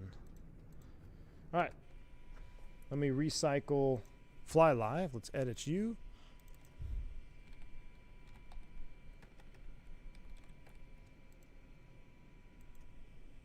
Should be reset. What sceneries? Will H, I cannot remember who made this one. I think there's only one option, right, for St. Louis, and I think I bought this off of the Orbix thing. So whatever one Orbix is, it's a pretty good little scenery, man. I use this a lot for my corporate jet testing, San Luis and Monterey, and there's another one down here too. I'm drawing a blank. But yeah, I believe I got it off the Orbix thing. Can you do a full tutorial of the 339 Neo? No. When we get an actual 330, then maybe. All right, let's take a look at our bags here. Let's go ahead and change. We'll offload some rear weight. And we're going to need a little bit more gas. We're going to need to top it off. We'll take 40. We'll go 40 gallons, which is 1.8 hours endurance, but we're going to run it fast. So that should be plenty of gas there with the reserve fuel. And we are gross weight at 6,400.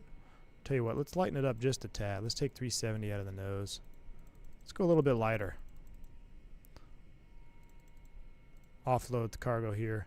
So there we go. We're 6,200 pounds, about 500 pounds lighter than our last flight. We're all set up there on our weight and balance. That looks good. Now, I'm curious because I don't have any... I'm going to reconnect here. Normally I get a PDC here. Let me reconnect. Flight 202, Beach 60 Duke. Flight plan.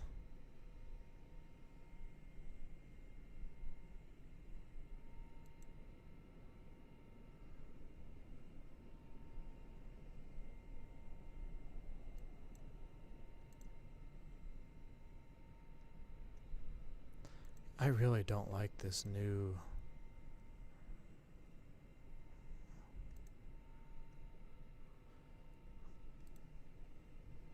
Hold on, I gotta disconnect again. I don't like this new flight plan filing thing here. For these guys are all... This is so, like, confusingly stupid.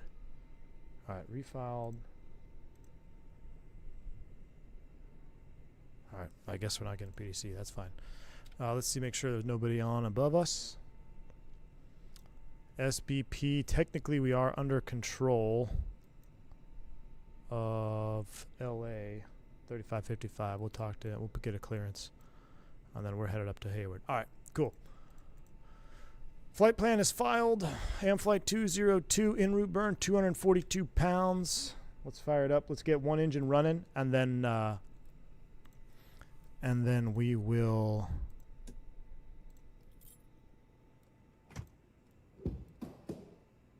do our avionics stuff. So you could see here, this almost looks like it's trying to vapor lock us. That's pretty interesting. See the red? It's building a vapor lock. So let's go battery on. Let's go cowl flaps open. I thought there was a way. There we go. Let's open them fully.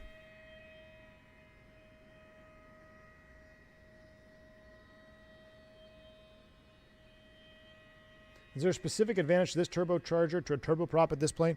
Turbocharger is it's less expensive than a turboprop, that's for sure. And you get more performance, much more performance with the turbocharger than just straight piston.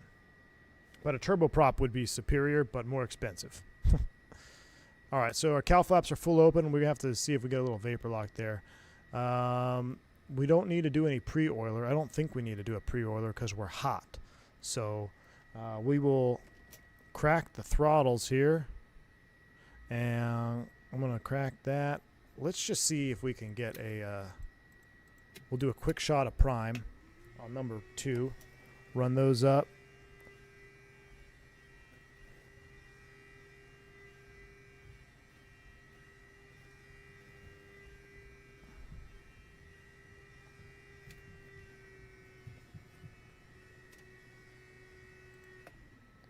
Let's see, we can clear that vapor lock. Here we go.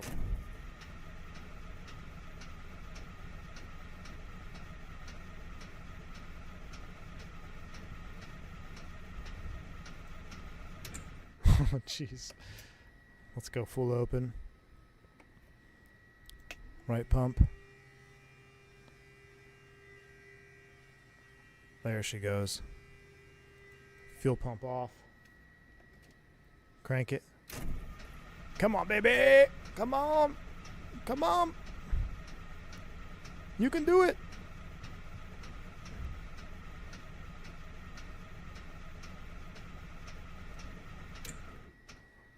That starter's getting hot. Let's go to the left engine.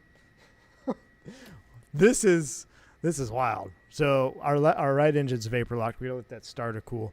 Let's go ahead and get the prime open. Left engine.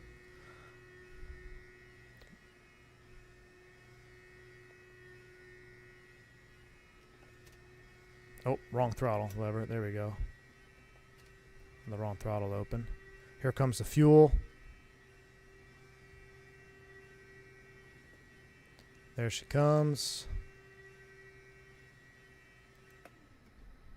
Crack the throttle, bring the mixture down. Here we go. Start, baby. There she goes. All right, so we got one running. That's good. Yeah, we got a vapor lock on number 2. How cool is that? Pain in the butt. Bring that mixture down about halfway. All right, we got a good start on number 1. Our right engine starter is still cooling. Let's let it cool for a few more seconds. Let me just get the avionics on here real quick. I want to make sure this loads up properly. Yeah, it looks like it's going to work, and this is going to work here. That looks good. Now, I'm not going to be able to save the flight plan. TOS system test okay. I don't know if it's going to work because it's nav'd out. You see that? Southwest 1942, descend via the round 2 arrival, runway 1 left transition, Vegas altimeter 29. We'll get the left generator on, charge that battery up.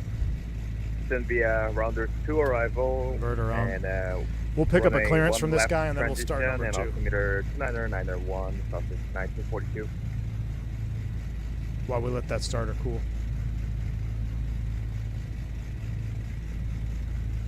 LA Center, AM Flight 202 on the ground in San Luis Obispo. Like to pick up our FR clearance to Hayward.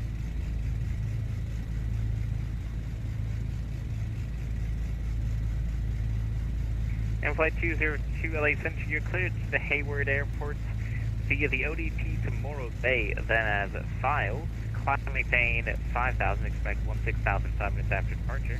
Squawk 7317. All right, clear to Hayward, ODP, obstacle departure, Morro Bay transition as filed, 5,000, 16,000 in 10 minutes, squawk 7317 for AM Flight 202. AM Flight 202, read back correct, 29 for departure, call ready for taxi. 29 for departure, we'll call you ready to taxi, AM Flight 202. 7317 there is good. We got our squawk code, we're going to do 5,000 initial. 5,000 is set. Whoa. We're going to turn the radio off here in a second. All right, now we got to, I tell you what, we're going to leave the avionics on. Ah, screw it, we'll turn it back off. Avionics coming off. Inverter off so we don't mess it up on the start. And let's take a look at our, all right, our starter is cooled off very nicely. Let's give it one quick shot of prime here. Fuel flow's coming up. All right, prime off. Match the throttle position. Please, baby.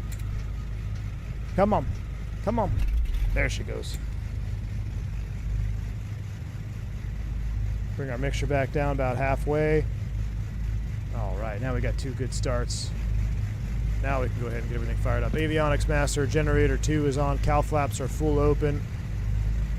We've already done our initial run-up checks. That all looks good. Beacon's on, nav is on. Let's set our cruise altitude, our final cruise altitude, 16,000.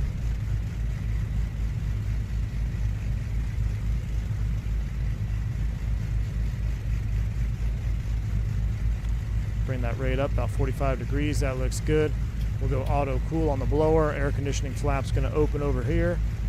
How's our cylinder heads? Are nice and cool. Beautiful. Round 2 arrival, runway 1 left transition, take altimeter 29. All right, let's load this flight plan up here. One left transition, 2991. So we're on the Hayward, or let's see, load procedure. TOS system test okay. Now the ODP. Approach 19.6 southwest, 1924 with you. Let's take a look at this. We gotta load our new flight plan here. 230 passing 13,000. It feels like a rerun from yesterday. Nice. Except we're in the piston, which is arguably almost more fun. Departure, SID, ODP departures. Runway 29er, we know where it is.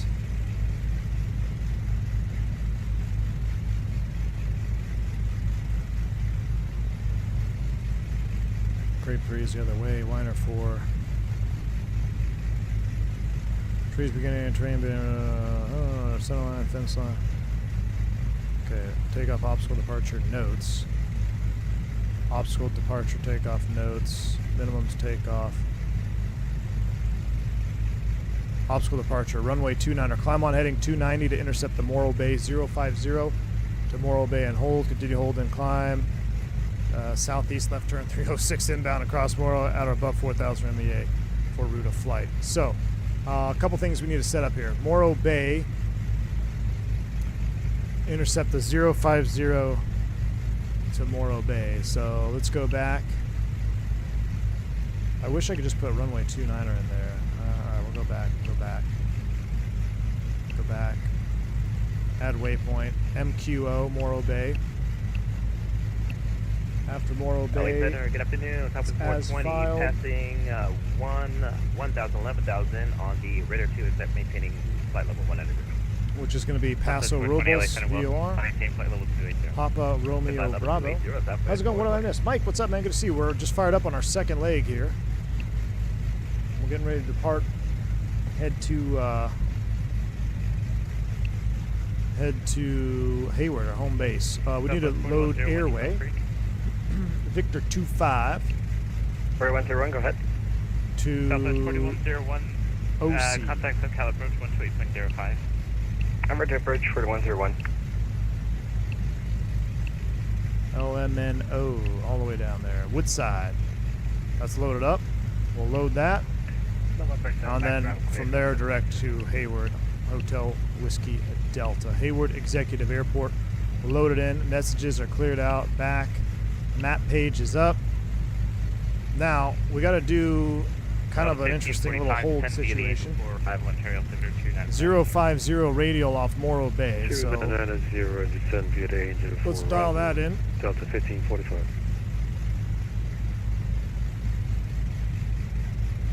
Karen, it is it's ridiculous how detailed this airplane is. I absolutely love it.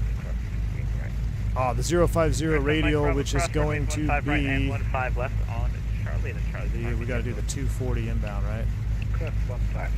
Yeah, we need the 240 inbound. Dang it. Spin, baby, spin. Oh, yeah, hold shift. Much better. 240 inbound is what we need to intercept. I wonder, I could put this in OBS mode. But off 29. All right, that all looks good. I'm going to zoom it out just a tad. All right. 5,000 is set. I think we're looking good. Pitch trim is set. Let's close it up, head over to the base of the tower, and we're ready to taxi. Taxi lights coming on, brakes released. Let's go.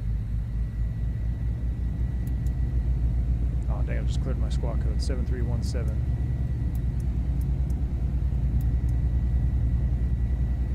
On altitude, that's what I want.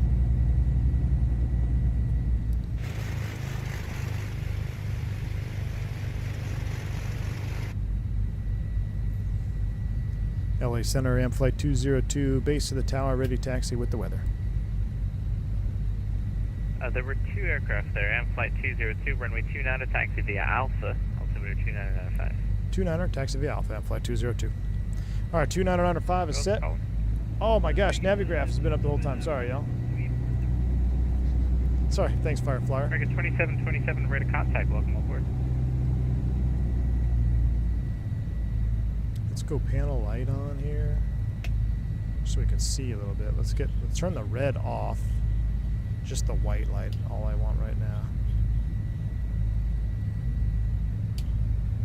Delta 295, South Lake Center is offline. Radar service terminated. Frequency change group. All right, we've already done our run-up checks. Everything else looks good. We can bring these to half here because they're plenty open, or they're plenty cool. Yep. 2, 3, 4. It's about halfway there. Taxi out 29er. So runway heading to intercepting the 250 inbound. Hopefully he'll just give us a radar vector shortly after departure. When the fuel introduced into cylinders, it turns into vapor because the engine is hot and more fuel can't flow in. Exactly, John. So it atomizes. The fuel atomizes in. That's one of the problems with the fuel-injected engine is the fuel will atomize in those fuel lines, and it becomes what's called vapor locked. So once it becomes a vapor, it's hard. Nothing will pass through. You get that essentially a fuel bubble in the line. So you can't get any fuel to the engine to start the engine, so you got to clear it out. There's a couple of different ways you can clear it out. Basically, Flight 202 when ready, when 805, runway 29, clear for takeoff. 29er, clear for takeoff, and flight 202. You can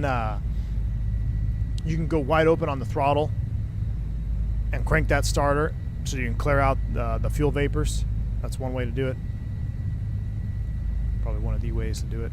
All right, beacon recognition, strobe, and nav. Landing lights are coming on. We are cleared for takeoff. 5,000 is set. Mixtures are coming up. We're sea level. We don't need to lean them. Here's 29er.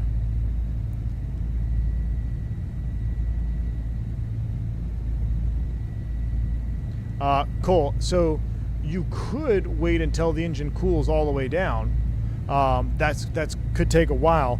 What we had to wait for is our starter. Our starter started getting hot. So not only did I have to wait for the fuel vapor to clear, we cleared the fuel vapor, but then the starter was turning red. So we had to let the starter. And there are real-world starter limitations that you have to be very mindful of. All right, let's spool them up and get out of here. Listen to this turbocharger whine. We got to turn the air conditioner off for takeoff. I actually remembered. Check that out. So this is going to close. Listen to this.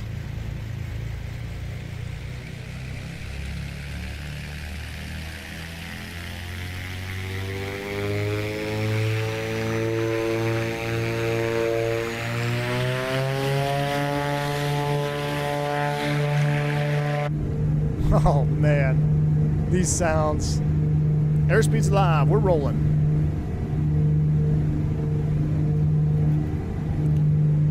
Rotate, wind straight down the runway, much nicer now. You know what, I don't think I ever reset my trim. Positive rate, gear up. Fly with.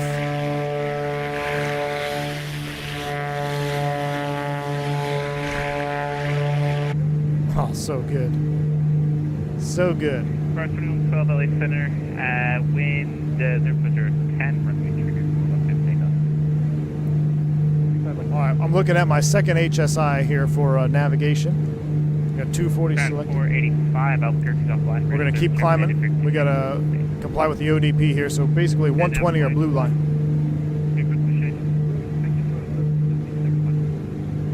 Yep, Delta 575, Albuquerque offline, ready service terminated, frequency change. There's 1,000 feet. You should approve Delta 565. Have a blessed day. Lower the nose just a tad. Back to about 39 inches. Bringing the prods back, 2,900.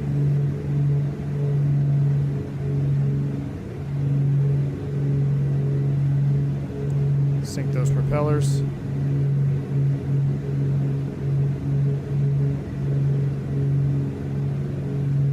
Our CDI is alive on the bottom. And departure ramp flight 202. We're at a 2.3, climbing 5,000 on the ODP off 29er San Luis. Here's our 2, so let's go ahead and start the turn. Direct to the VOR. And flight 202, ready to contact. Altitude check, climb maintain 16,000. Climb maintain a 16,000 at flight 202.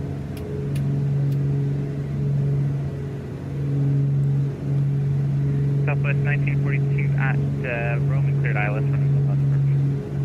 All right, 16 is set. Roman Now I forget what the hold was. 29 so to VR hold. Climb and holding pattern. Hold southeast, left turns, 306 inbound.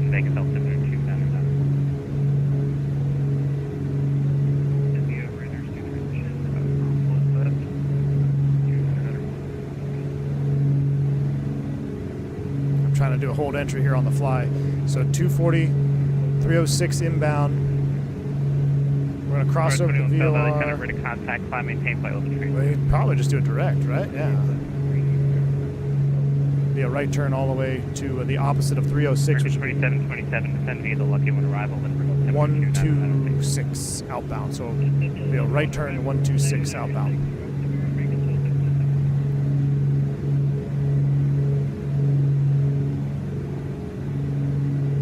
So we're not using nav 1, we're using nav 2 here. I've got my CDI on GPS mode. We got to get above 4, so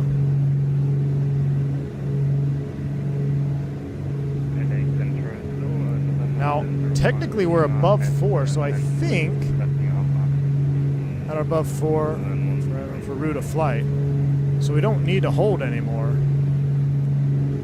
So if we're above 4, I don't think we need to hold anymore. So we will start the turn. 5 Lima Center. I don't have a flight plan. If we were below 4,000 feet, we would have to continue this turn to what did I say, 106? Number 323 November, altitude still But we're flying, above 4,000, so we can continue continue for route of flight now.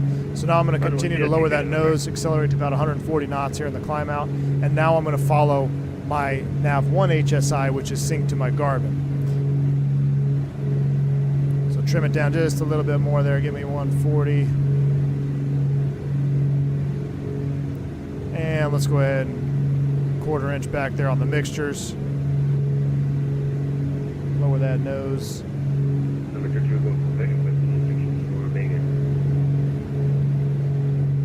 We are cooking with gas now. All right, cabin's pressurizing. Everything looks good. 74 degrees. Air conditioner's off. We don't need it. All right.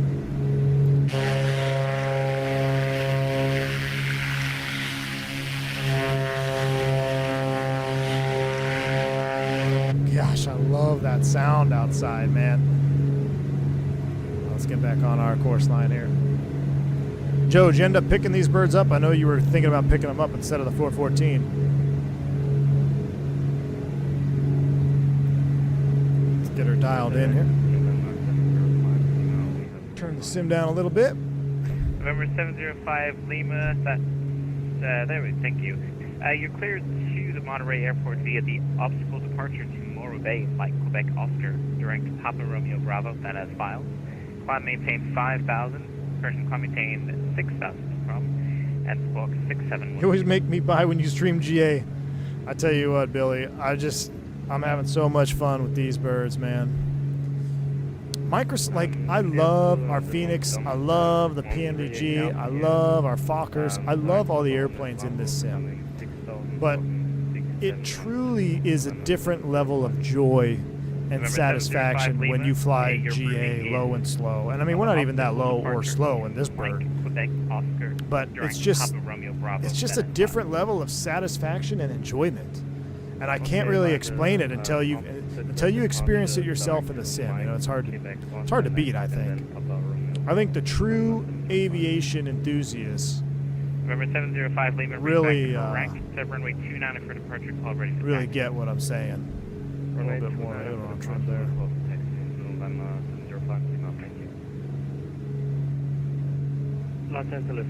I start multi-engine training next week. I'm glad I picked these up to practice in. Karen, heck yeah.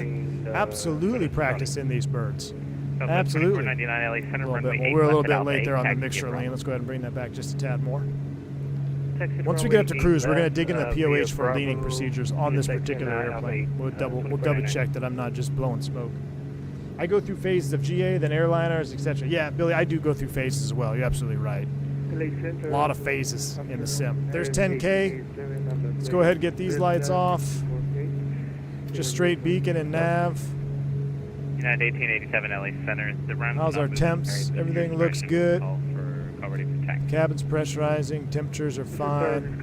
We'll go auto heat there at a 10K. Keep us nice and warm. Spirit Wing 788 at Roman, cleared ILS, runway 1 left for Other one cleared ILS, 1 left, Spirit Wing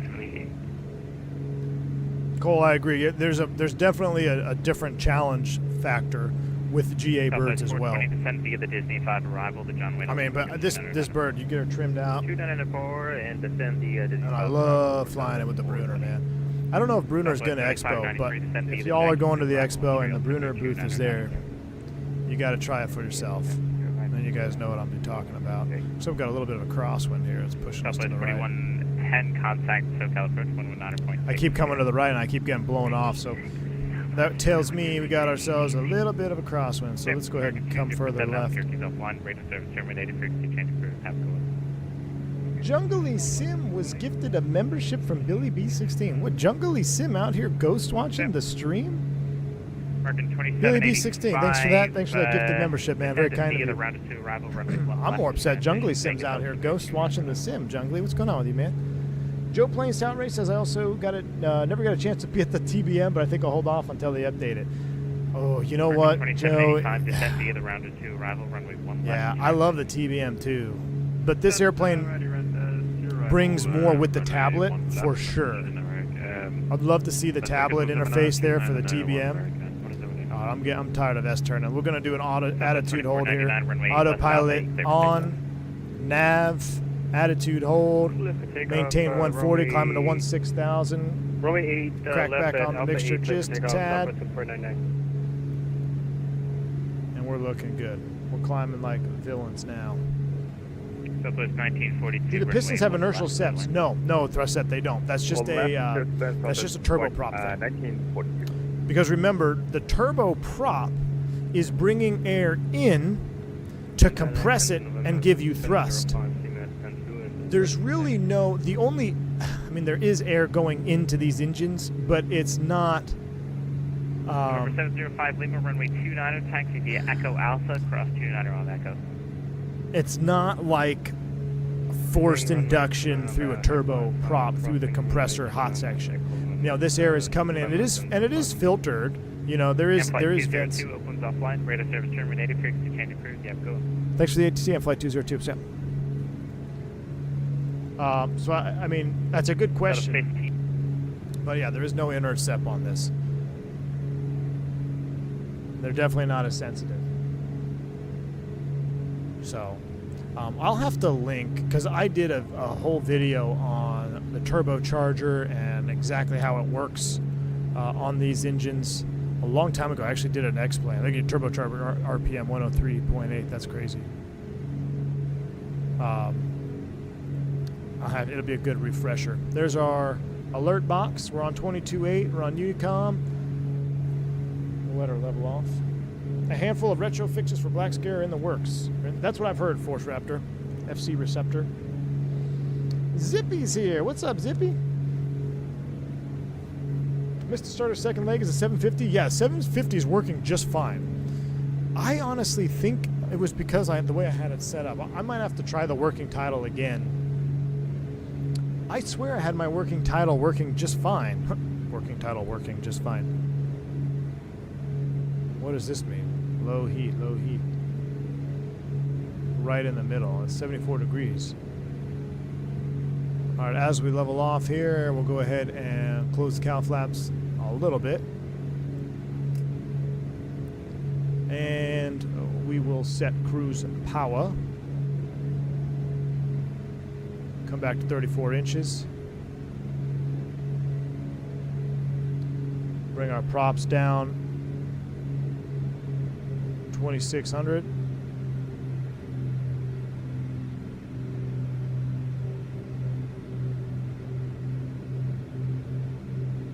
Get them synced up there.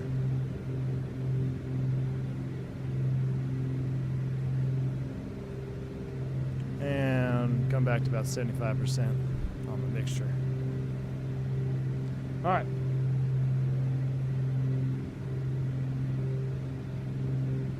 I found it tends to auto coordinate for GA. Interesting, SLO. I have not noticed that. I'll have to pay more attention to it. Cabin temp is like, it's perfect. It's 75 degrees in here. Let's turn it off for a second. Does that mean it's perfect when you reach 75 degrees?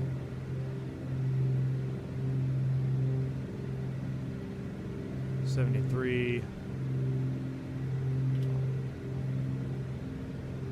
I'll bring it right about there. I'm not sure why it's blinking at us. Yeah, Jonathan, I don't know. That normally tells you when the cabin temp is low or high. Right now, our cabin temp is perfect. 73 degrees. We're pressurized. Everything is working just fine. I'm not sure why it's blinking at us.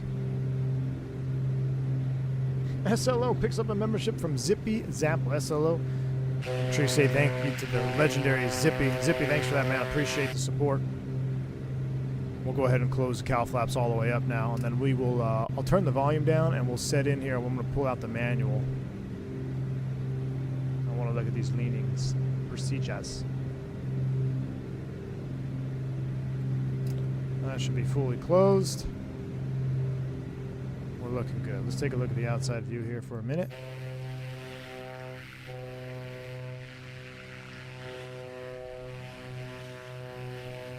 I don't know where we need to park it. I guess we'll park it right here.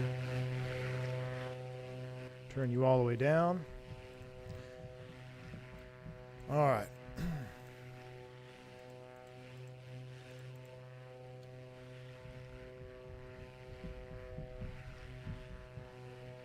I'm going to pull out the manual, y'all. I want to read a couple things. As much as I love those sounds, I think it's better to just chill like in the cabin view right here.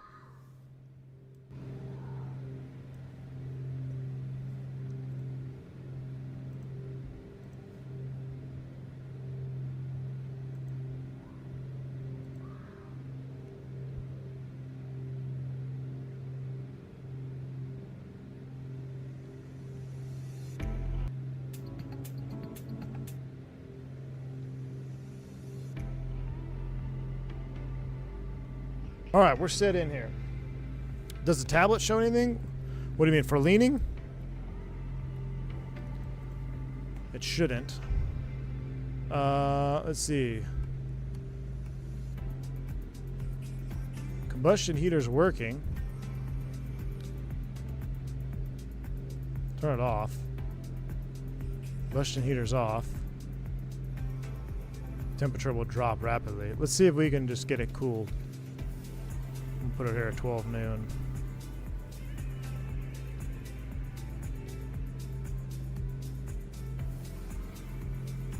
Zach Rewind, you loving the GA content lately? Awesome, man. I'm glad you're enjoying it, because I'm enjoying it too. Pulse ox is down to 86. We're still in the green. It seems kind of low.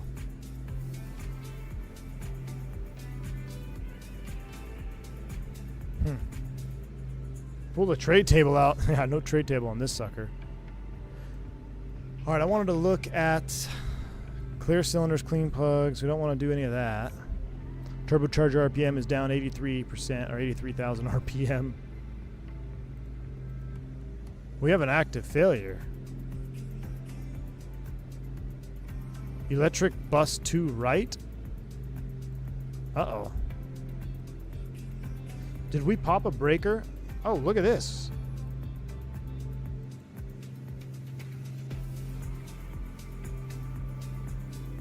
I reset the breaker. Oh, it just popped again.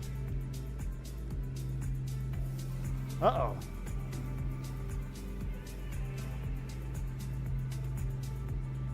Electrical bus 2 powers out.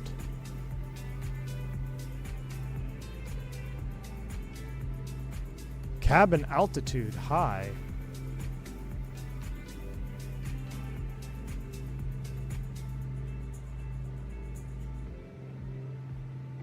Oh, we're fine. Maybe it can't read it. The cabin is at 16,000.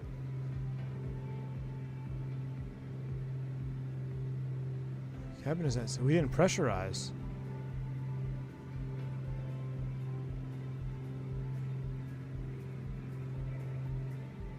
She didn't pressurize, chat. Uh-oh. Where's our O2 masks? Is there an O2 mask we can put on? Where's our O2 mask, chat? We gotta descend. We can't be up here at 16,000 feet. We need an oxygen mask. Where's our oxygen mask?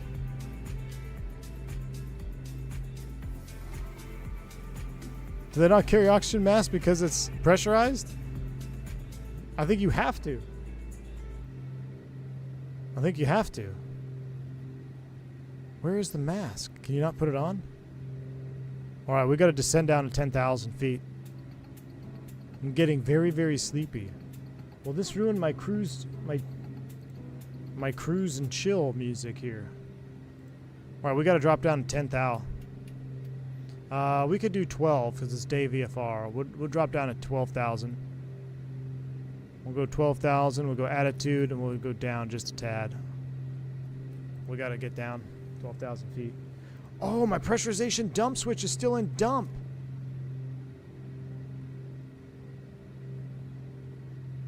Scratch that.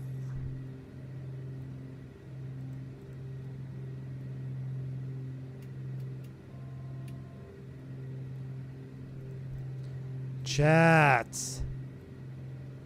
We had the dump switch on. My goodness. Not to mention we also have a bus 2 failure. I'll have to pull the checklist out. Let's go auto heat. See if we warm it up a little bit. Alright, cabin's coming down. We're coming down. We're alright. Pressure 0. We're there she goes. Cabin's coming down. Differential's climbing. We're getting there, chat. We're getting there. Crisis averted. Alright. Okay. Both lights will flash rapidly when the cabin pressurization exceeds 15,000 feet without supplemental oxygen to indicate a hypoxic cabin. Greg, thanks for the info, man. Jeez. I distinctly remember V1 skipping the pre-flight. We did skip the pre-flight oxygen check, which do not do, chat. Do not do. That's all right. Crisis averted. There was a super chat I was going to get to as well. Who was that? Johan Jacob. Sorry, man. I got super hypoxic there. We had the cabin in dump mode, and we all just almost passed out and then pulled the Payne Stewart or a Helios flight. But thank you so much for the 140 Czar. Love your stream. So much to learn from you, V1. Thanks. Johan, thank you so much for that support. Hopefully it didn't miss you there on the thank you, because I noticed you dropped that a few minutes ago. But appreciate the support, man. Feeling sleepy, just a little bit sleepy. I was trying to get in my manual for the, we got to look up the bus 2 fault, and we need to look up well, we don't need to look up the pressurization because we solved that. So bus 2 and leaning procedures. So cabin pressure, yes, I know. There, look, I just opened the manual to the to the cabins thing. All right. Is there no supplemental oxygen controller, though? I thought for sure we would have a supplemental oxygen mask.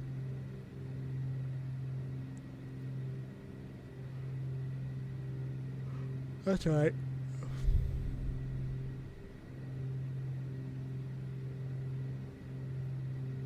All right. While you guys enjoy that, I'm scrolling through the spark plug fouling. No turbocharger basics. No critical altitude. No. During climb and cruise, using an aid to engine leading such as EDM is monitored precisely. Set mixture for best power. That's what we were talking about. Someone asked about the EDM. Yes, that's a great way to do it because it's very precise, much more precise than what I'm doing. We're just doing short flights though. But yes, if this was your own airplane, you would absolutely.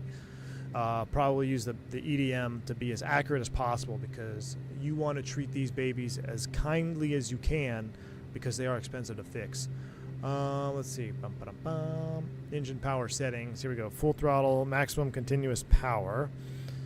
Fuel flow between 10 and 20 should be 133 if we extrapolate that. Maximum continuous 75%, 133. On the fuel flow. Let me take a quick look up here. What are we doing? We're doing, hey, that's about what we are. We could actually bring it back. We're a little bit rich. 100, 150, so that's 125. We're pretty much right at 130. If I go to our digital fuel flow, Oh, isn't there a way to lean rich of peak? EGT cylinder head temp. I guess we can bring it back just a tad more. We should be 130 on the fuel flow for 75%. So 110, 20, 30. So we're basically right on it at this altitude. So you could see by ballparking it the way I was doing it, by bringing it back about a 1/4 inch every 1,000 feet or so as you climb up, you're going to be in the ballpark. Now, the longer your flight is and the higher you're going, the more important that's going to be. And maybe tonight, if we go over the mountains at night, we will use, we'll do the lean rich of peak, and we'll check that out. But you can see here we've got our EGT is 1556.14. It's going between the two. Cylinder heads 370. So they're all in the green, which is oil 202. I'm not sure what CLD is. Battery volts. Difference gallons per hour, 22 gallons per hour. Is that US dollars? $11 per hour? 22 bucks an hour on the fuel? That's gotta be more. But I'm just looking at the manual table. So for our 75 continuous power standard day, we should be at 133 on the fuel flow. If we wanted to go down to 65%, we could actually lean it to manifold pressure of 30 and 112. We should be right about, actually, we should bring this back a tad. We're at 34 inches. We're running it a little bit high.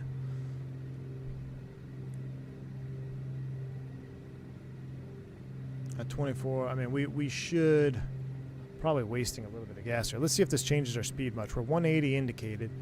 Let me bring this back a tad.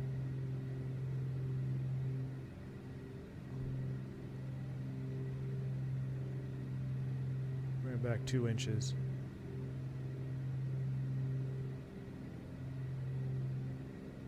.32 inches on the manifold now, and let's run this back up to 130. A little bit more fuel. There she goes. So 130 on the fuel flow, 32 inches. Probably not going to change our speed all that much.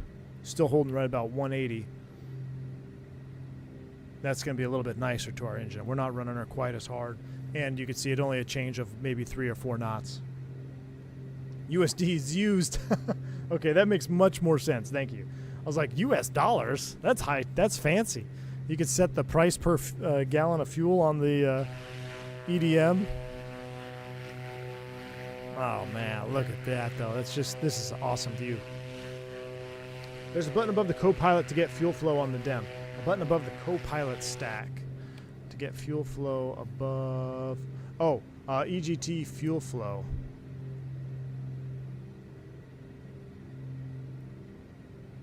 All EGT. Interesting. I'm just going to keep it in all. Is it all? Is it just keep cycling? Is that what it's doing when it's in all mode? I mean, I'll just use this gauge right here. I mean, this is... Very rare did I have a fancy EDM 760 in any of the airplanes that I flew. Mostly it was just these up here. That's how we did it. I actually like this fuel. I actually like the other fuel flow gauge better. That's kind of split, so it'll have one on the left and right. So as you increase power, the needles kind of go up left and right. This one, it's easier to read, but I don't know. I like the other one because you knew the second you looked at it, you were looking at fuel. I mean, even though this says fuel right there, I don't know. I just found the other one easier to read. I like just manifold pressure and RPM to be like this, but.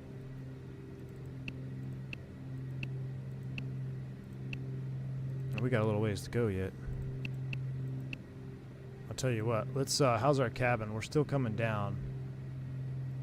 Our ground speed of 220 knots. We'll leave it. We're fine for now. I wanted to check out some more stuff in the manual here. Bring you down to right about there. All right, crisis averted. Let's resume our chill music.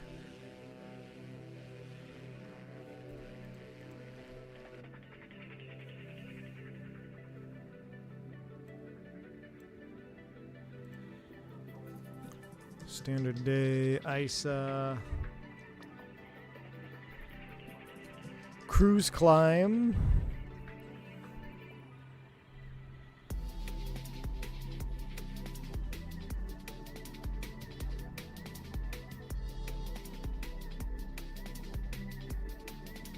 Cowl flap switch on the pilot's lower side. However, there are no cowl flap. What is this song? I don't think so. We're gonna skip a you around there. There are no cowl flap position indicators. While this may be frustrating, it is accurate to the real aircraft. Full cowl flap actuation. Uh-oh. Oh, our sim was frozen. Full cowl flap actuation time is approximately 14 seconds.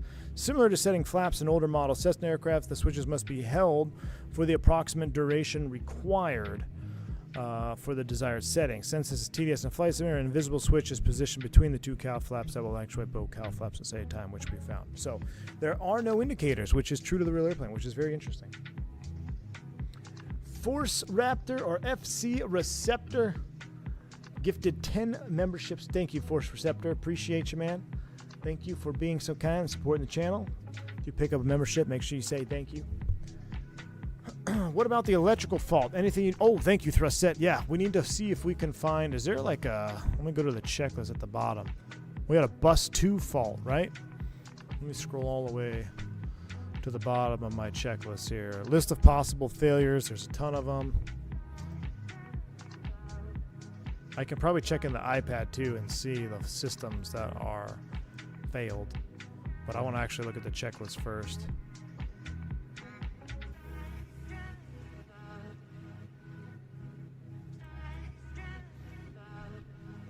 Lean of peak. Oh, I was looking at it. It's got some pretty cool stuff. You got alarms and everything. All right.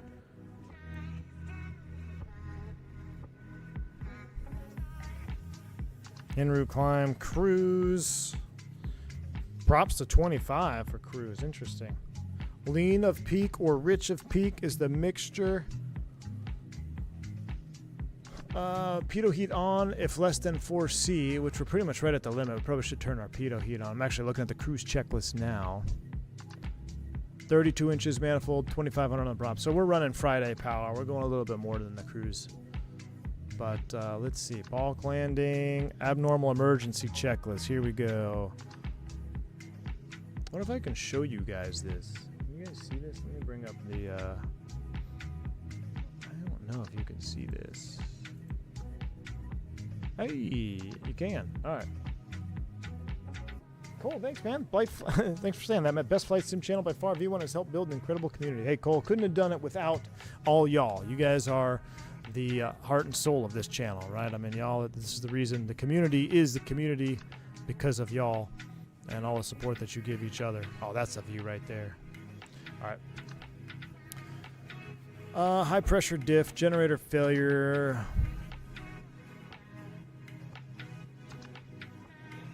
AC door, no. Aircraft door. I don't see anything about that, so it'd probably be in the POH.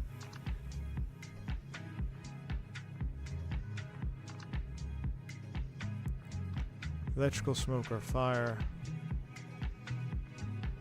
So this is where you would want to know your aircraft systems, right? You want to know what is on certain buses. Let me hide that for a minute. Let's come in here. Let's take a look at our circuit breaker is popped for electrical bus 2. Let's see what we have running on the electrical diagram here. It's an AC, right? Let me see. Electrical bus 2. Electrical power bus 1 and 2. So we got 2 buses left and right. Avionics starter motor right here. Left windshield and standby avionics inverter. So this is what's faulted out, right?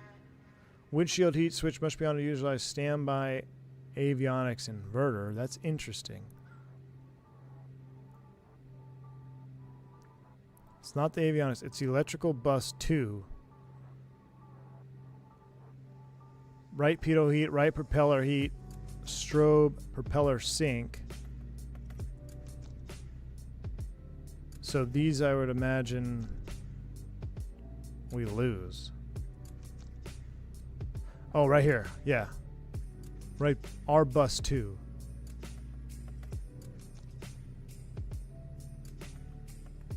But it's a backup, right? Because we still have the other bus 2. So we're fine. And the right distribution bus is still getting power through the left gen. So it's redundant. Who would have thought? I mean, we have a redundant system. So even though that breaker is popped, we're fully redundant right now and everything is still functioning. That's the way I read this.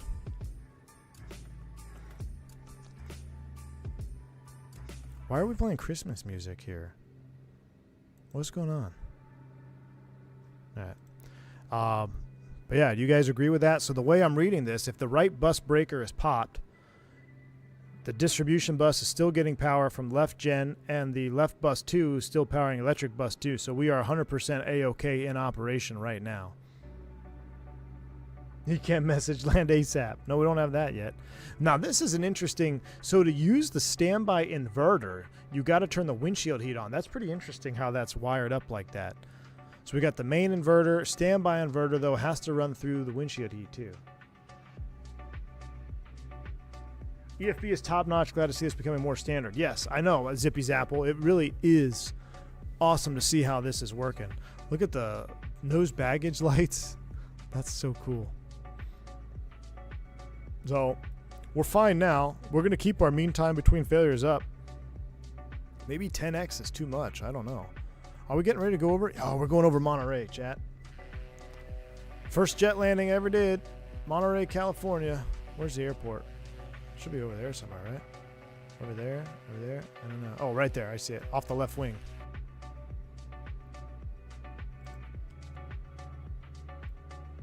Yeah, right there. You can barely make it out. First landing I ever did in a jet. Monterey Airport. Yeah, it shows the pop breaker. Isn't that cool?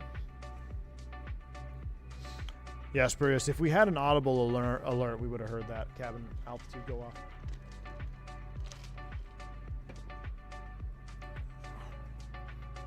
Oh, that's a good point. Check the manual for the GPS. Let me double check.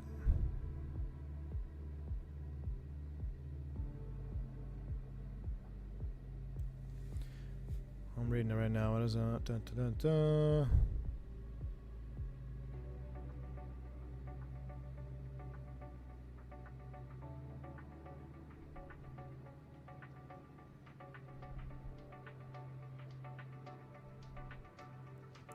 I don't see anything.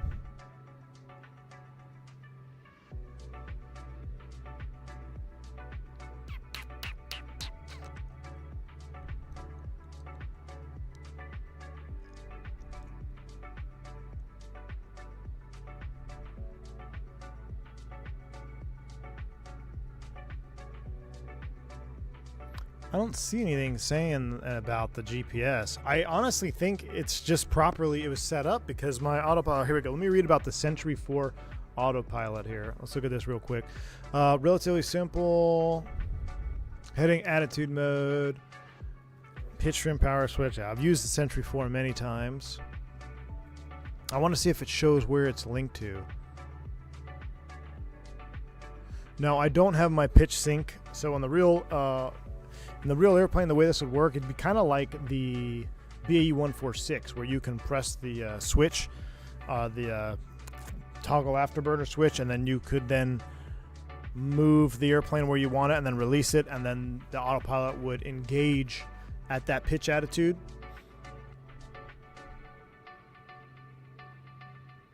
Control wheel, steering button, and yoke, but I don't know what the native binding is. I don't know if you can even bind this.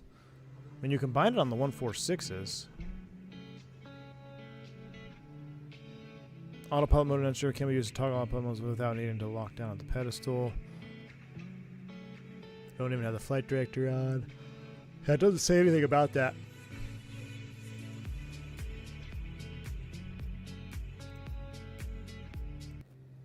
Doesn't say anything about that. There's our weather radar. We know that works. Engine condition, faults, transponder, all of our circuit breakers. Gosh, this is what we're talking about on the pre-flight when we did our engine or when we did our load checks. That's what you're looking. Left and right generator loads. Windshield heat. Make sure we got volts. Windshield heat switch must be on activated. Windshield and standby avionics AC inverter, which is very interesting to me. De-ice boots. We checked that. If you get a red, that means you lost section on that engine, left or right. Oxygen, yoke-mounted chronometers. We've used those. Tack timers. Includes hob timers proportional to the engine current RPM over cruising RPM indicated in tenths of an hour. Okay, so you got to have it over a certain RPM to build Hobbs time. There's our carbon monoxide. If you're running the Janitrol heater, want to be very careful that you don't get carbon monoxide poisoning. Cabin pressurization. We've talked about this in detail. My TIF was at 0, so we had no differential pressure, which meant that the airplane out the cabin altitude was at 16,000 feet, which is this long needle here, which is no good. So you want to see this. This is your differential pressure. And then, of course, when you're climbing or descending, you'll watch the cabin climber descend there. Pressurization air shutoff valve, piston duct, drive pressure from aircraft 2 turbocharged, maximum attainable inflow is dependent upon turbocharger RPM. If the throttles are reduced while operating at very high pressure altitudes, the turbo RPM may not be sufficient to sustain cabin pressurization. Check valves prevent rapid depressurization of the cabin, but leaks in the system allow pressure to escape that cannot be replaced, likely be accompanied by a more severe reduction in engine performance. So this is high altitude turbocharger management, which we may get into tonight. I mean, it's already 5:40. I didn't realize this leg was going to be so long. We may do a late night stream. We'll see. Low thrust detector. This is interesting. I want to read this real quick. Let's take a quick look, see where we are though. Because we don't want to be behind on our descent. We're actually getting close. We might have to tackle that tonight. We're going over Monterey Bay now. God, I love this sim. Can still see the skid marks in the captain's underwear. Jeez. It's pretty extensive, Fractality. Spurious Podge, thanks for the £2 donation, man. Check page 157 of the manual. All right, man. Appreciate the £2 dono. Very kind of you, sir. Let me check that right now. Gosh, I love flying out here on the West Coast and the Pistons. 157. I'm going to come back to the low thrust detector. But I need to check 157 for GPS. Let's see. Why is autopilot behaving standard, not changing modes? No, that's not it. No. How do I choose between current avionics configured, select an option page of tablet? Yes, yes, yes.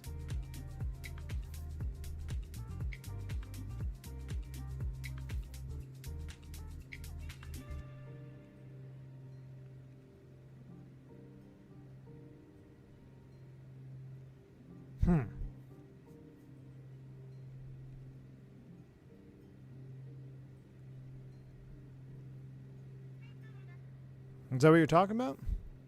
No additional packages should be required to work correctly. The product only tests with the TDS 750XI. Freeware, PMS, which I don't have. Free working title, 530 packages installed. Please see third-party and GPS system section for the manual.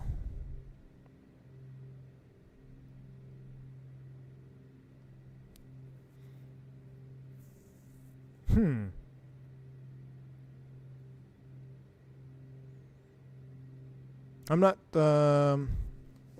seeing what you are referring to, but I think it's kind of what we've kind of determined. Does the aircraft use SimUpdate 15 ground handling? SimUpdate greatly enhanced across the lane. These optional parameters were incorporated into our Black Square fleet within 24 hours because the improvement was so dramatic. All right, so we need SimUpdate 15 is basically what it's saying there. Tip over sideways because you don't have any crosswind correction. Turbocharger equally accurate. Flight director does not disengage. Use the event autopilot disengage toggle rather than autopilot off. This may cause the autopilot runner. I'm going to have to read this for binding. Oh, look at that. Nicholas C. Sagansky. Whoever you are a legend, sir. Look, I have all these. I have the King Air, I have the Caravan. Real taxiways. I don't know if I have that. I might need to get it just because I love Black Square. No, I don't have the Bonanza, but I have the Baron. So the only one I don't have is the Bonanza. I love Black Square. Nicholas Sagansky, you're a legend, man. Absolute legend. Boris Audio Works is also a legend. But a very extensive manual set, no doubt. Ooh, we got some fog on the horizon, chat. We got some fog up there. Sapid, Victor 2-5, Aussie, and then into Haywood. So we are looking good. We'll cut across the bay. Cut across the finals. We may cancel and just go VFR here in a minute.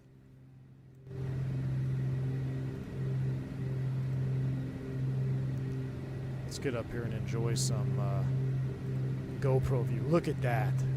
Man, it's putting me to sleep. I freaking love this airplane. I don't know if I should be more fascinated by V1 live reading the manual or by the manual. I think we might have been within the useful consciousness window. I think so, Telgor. 16,000 probably would have been okay. Kendrick, what's up? Good to see you. Zippy, thanks for the £2 donation, man. You showed me Hayson play control. Emmett Fenn. I'm on, but I don't think I can play that because is that on? That's not copyright free though, Zippy, right? Anthony Teal, good to see you, man. Afternoon V1. Sorry I'm late. Got the ribs on the smoker. Ooh, Anthony Teal, you reminded me. You guys have control. I have to pull some ribs out of the freezer right now for tomorrow, for Mother's Day. So you have control. Don't touch anything. I'll be right back.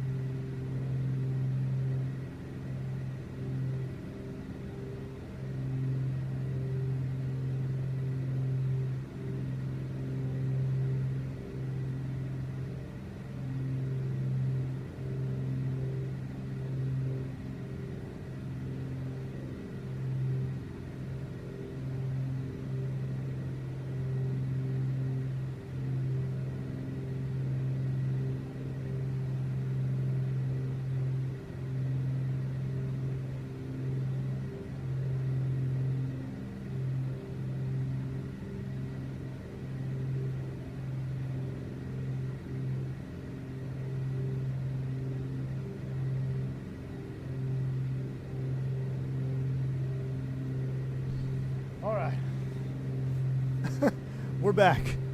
Sorry. Thank you guys for hanging out. Oh, we need to start down, dang it. Let's go ahead and start our stage cooling right now. We're at 32. I'm going to bring it to 30 inches. 30 inches, and let's go ahead and start the chrono. Chrono is on, 2 inches every 2,000 feet. We're going to dial in, let's go ahead and dial in 5,000 feet right now, and we're going to go attitude hold and pitch her down a little bit. And I tell you what, we'll stay on our flight plan, but in real life right now, we would not be doing this. Actually, let me check the map, make sure no one's coming into SFO. I hate flying right across the finals. 5 arrivals, but nobody's in the vicinity. Okay, so I'm trying to be cautious because coming into SFO here, there would be people lined up for SFO. Now, we're going to be way late on our descent, so I tell you what, we're going to scroll our heading to 090 or make it 070. That's close enough. We're going to come up the other side of the bay. So heading selected. Actually, screw that. You guys want to let's do an Oakland tour. Screw it. Come left. Heading left. And flight 202 request flyover of downtown Oakland, of downtown San Francisco. All right. Whoever came in and said they got ribs on the smoker, you're a legend, because I almost forgot to pull the meat out of the freezer for tomorrow. Had to get the steaks out, had to get ribs out. Anthony Teal, my man, appreciate you, dude. Appreciate you. All right, coming into the Bay Area, though, this is juice. There's SFO. It should be up there. Actually, it's right there. There's SFO right there. Let's make a cinematic approach through the bay to celebrate Piston Dukes and all things Amflight. We need someone to do like an Ameriflight livery. I know it was never on a Duke, but a fictional Ameriflight livery would be pretty cool on the Dukes. I mean, mine is kind of like, man, the colors on this default one are spot on. Matter of fact, it's pretty darn good. If I could just figure out how to put the Ameriflight logo on this side, the problem is the door. I don't know how to run the text across the door without it looking janky. And then I need to fix my flag up here. And then I would like to put a bunch of dirt and grime on this thing. I got my little V1 logo on the door down there. Miss Anthony Teal, yeah, happy Mother's Day to Miss V1. Thanks, man. Appreciate you, dude. Yeah, it's, you saved me there, bud. Hard to control a plane while sitting on top of the glare shield. Let's see, are we at 2 minutes yet? Yeah, 2 minutes and 24 seconds, so let's go ahead and bring you back. 28 inches. And as we continue to descend, I'll crack that throttle up about another 1/4 inch. Oh, I'm sorry, mixture, rather. We're 290 on the heading. We're going to leave our CDI off into La La Land because we're going to come take a tour of downtown San Francisco. Yeah.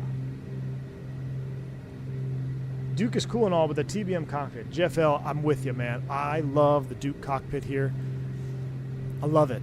I love it so much. But you're right in the fact that if I were to rate how much I love cockpit on a scale of 1,000, the TBM is 1,000, the Duke 999. It's that close. But I'm with you there. That when I sit, I mean, this cockpit kind of gives me anxiety just because it's a piston and there's a turbocharger and there's a lot to manage. But for some reason, when I sit myself in that TBM 850 cockpit, I get that same level of, maybe anxiety is the wrong word, but like, it just brings me right back to what life was like flying single pilot, hard IMC with just all round gauge, you know? And even though this cockpit is more representative of what I flew, in fact, it's almost exactly to what I flew, get rid of these GPS units, that TBM is just, there's something about it that I love, man. I just love that TBM cockpit. And when it gets the updates, like I think that's what everyone said that they're working on, bringing the TBM up to the Duke level of fidelity with the EFB and stuff, it's going to be unstoppable. Unstoppable. Matter of fact, we're probably due for a TBM stream relatively soon. There's 2 more minutes. Let's go ahead and bring her on back. 26 inches. 1/4 inch up on the mixtures. Increase that rate of descent. As long as we don't get up over 230, we'll be fine. Might have to pitch back here in a minute. We'll see. We're going high speed though.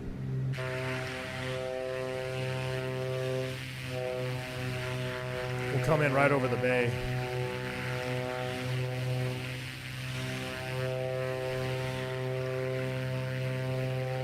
I'll tell you what, for extra juice purposes, we're going to do a night flight tonight if we do a second stream. So we're not going to go night mode, but I'm going to run the sim time down into juice mode.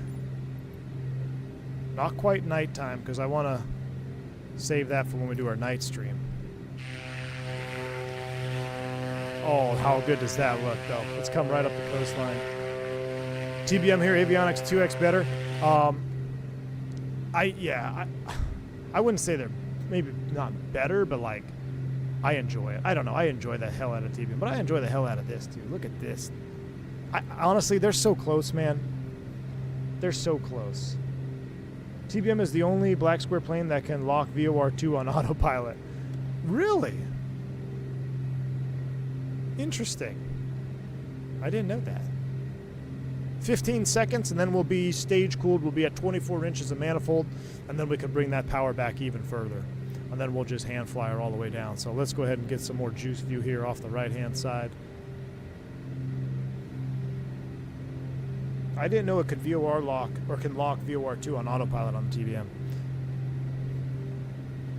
Speed. Oh no, this is the best part, Force Raptor. So in cruise, we would never get these speeds, right? Especially when you're flying someone else's aircraft. You're running the airplane the way they want you to fly it. That's what makes a professional pilot, right? You fly it the way your operator wants you to fly it.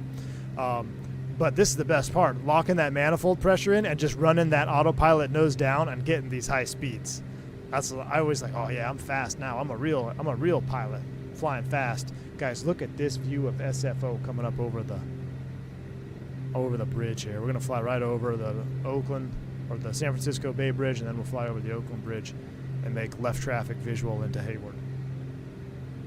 I'll turn up the sounds. This is gonna be juice. Another crack of the mixture forward. We're at 7 minutes, so we can reset that. We could consider the aircraft stage cooled now. Actually, I think we got to be at 24 for 2 minutes, but we're close enough. We're going to keep flying fast.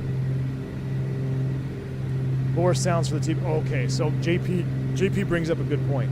If the TBM had a Boris sound pack for the engines, I think there's a ton of custom sounds on that TBM as far as inside of the cockpit and switches and everything, and they're all great. If it had a PT6 sound pack for Boris, though, I think then it would be even better. Oh, that's cool. What a view, dude, huh?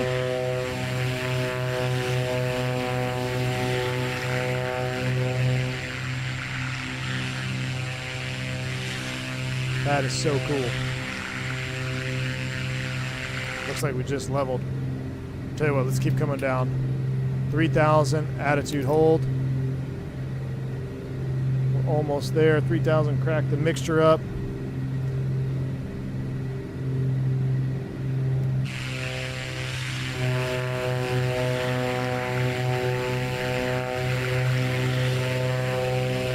Right over the San Francisco Bay Bridge.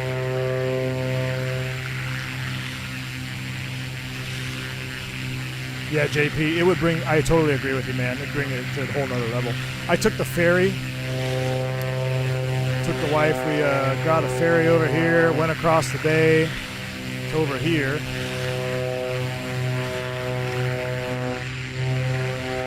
Alcatraz, I think that's Alcatraz right there, isn't it? Yeah, that's Alcatraz Island. The Rock. Sean Connery. Oh, downtown SFO.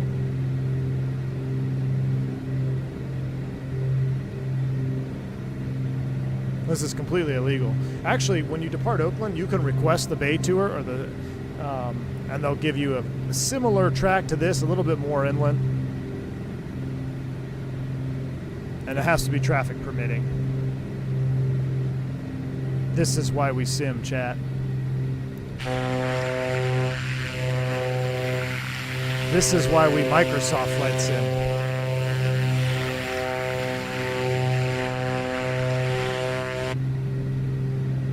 This is why we Microsoft Flight Sim, y'all.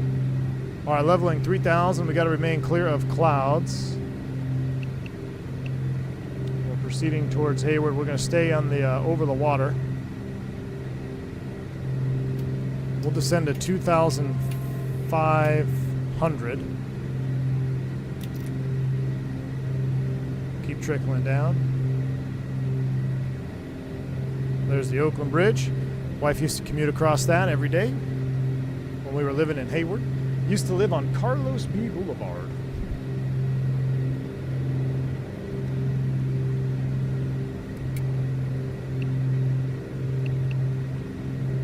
Coming across the finals of Oakland 2-9er now.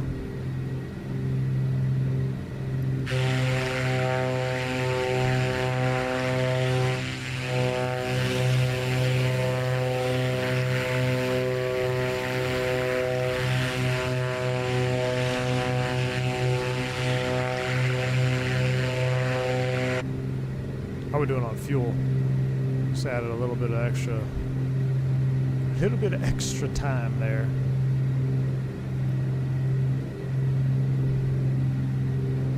We'll run it into the left. Matter of fact, they might cut us across Oakland and be... I've come across this way.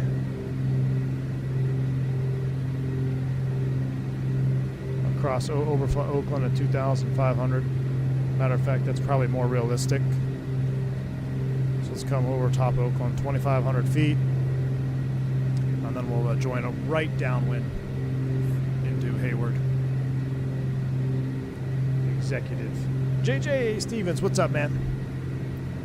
Hayward Executive, let me check the weather right now. 10 miles clear, 280 at 13.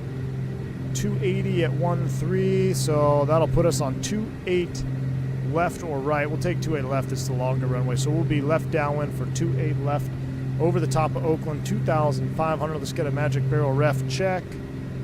Magic barrel ref says 29902. That's interesting. And the weather does say 29901, so yeah, that's accurate. There is a LOPE DME to 28 left, a 111.5, but we don't need it. We'll just be visual.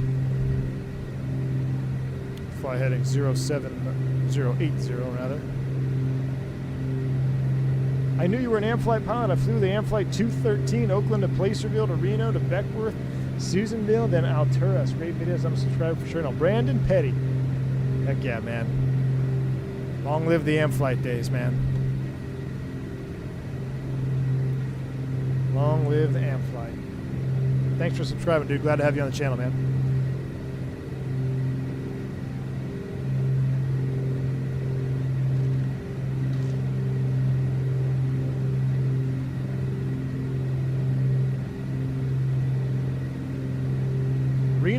That Reno run, you had to take the oxygen, didn't you? Going up over the hill. We didn't have a pressurized Duke like this. Had to take the nasal oxygen bottle. All right, I can see there's Hayward right there. We'll set up for 28 left, which is a longer runway. I will get flight recording ready.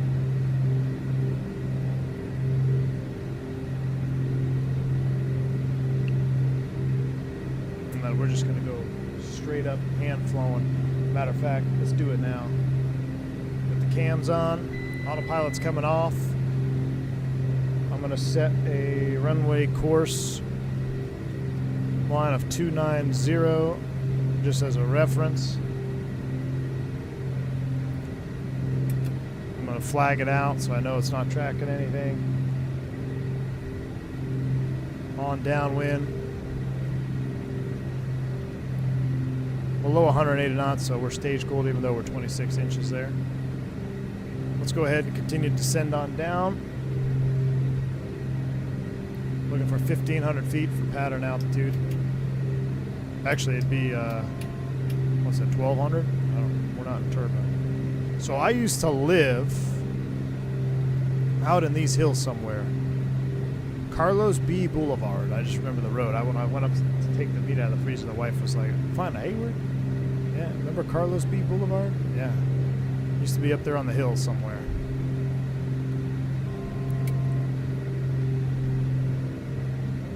Alright, approaching our downwind. Hayward traffic, in-flight 202 on right downwind 2A left Hayward. I should be on the actual CTAF 120.2. There we go. Hayward traffic, in-flight 202 right downwind 2A left Hayward. Alright, recording is on. Lights are coming on, so I don't have to do this on short final. Beacon and recog, strobe and nav, boost pumps are coming on. We don't need any heats. Run the prop up. We'll do 2800 as a visual approach.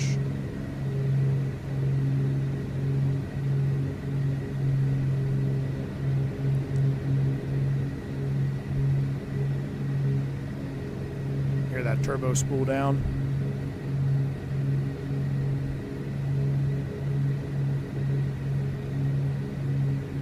What is it, 175? Well, below that, flaps approach. Gonna get a little balloon here. Use that balloon to counteract the reduction in manifold pressure.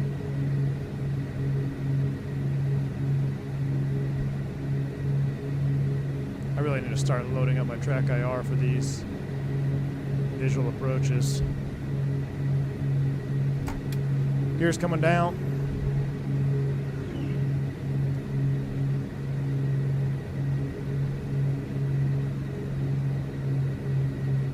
Slowing to 120 knots.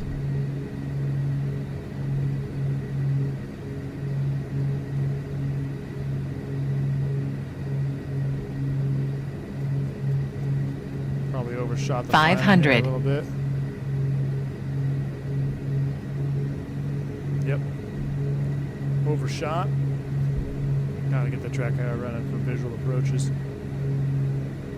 Overshot and low. That's alright. We'll level off here. 500 feet. Runway's in sight.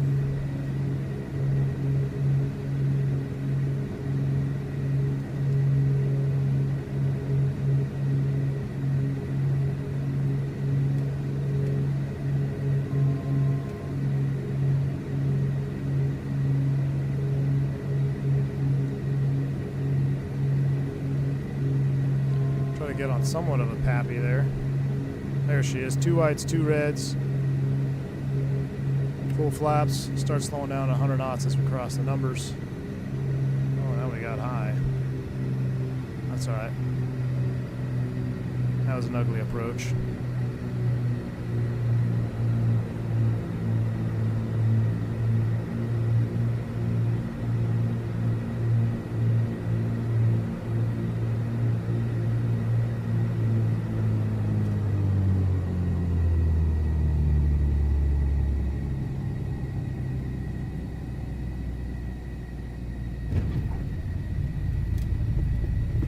Take the next one.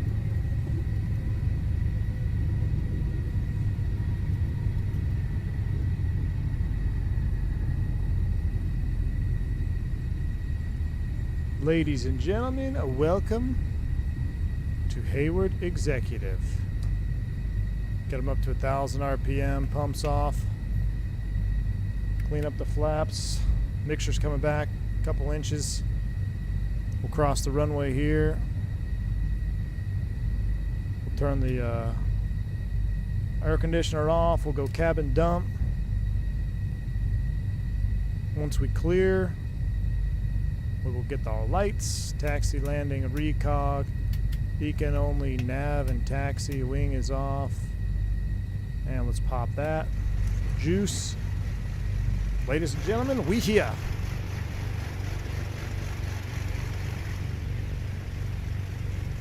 Oh, what a sweet little Duke flight that was. I think that was a butter. We'll have to see. We got 2 replays to watch. We'll watch that one first.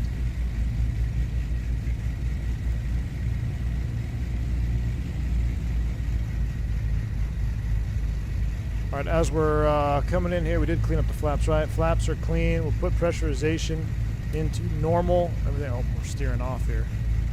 We'll kill the taxi light. Kill the avionics master.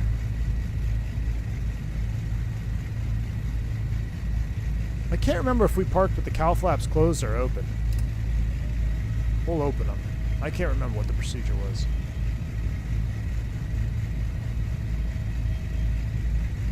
We'll open them for the next guy in case there's someone doing a late night flight.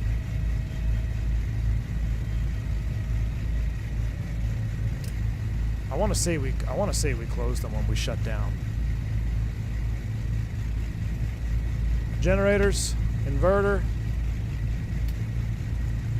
1,000 RPM on both engines. I don't know where we're parking. I guess we'll just park here. There's really no good spot to park.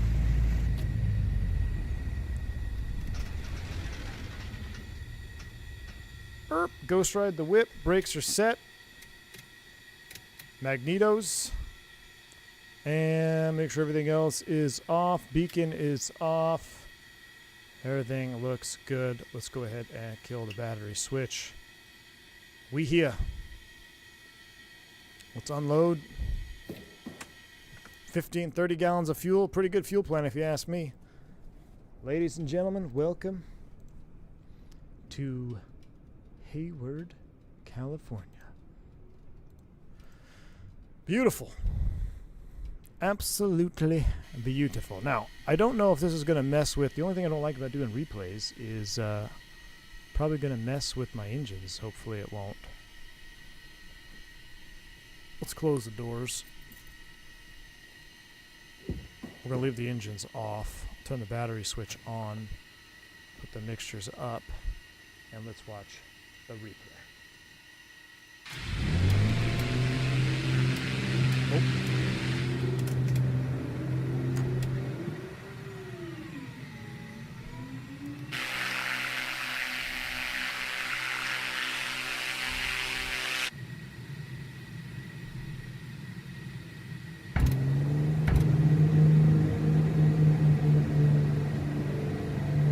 Hopefully that didn't damage my engines.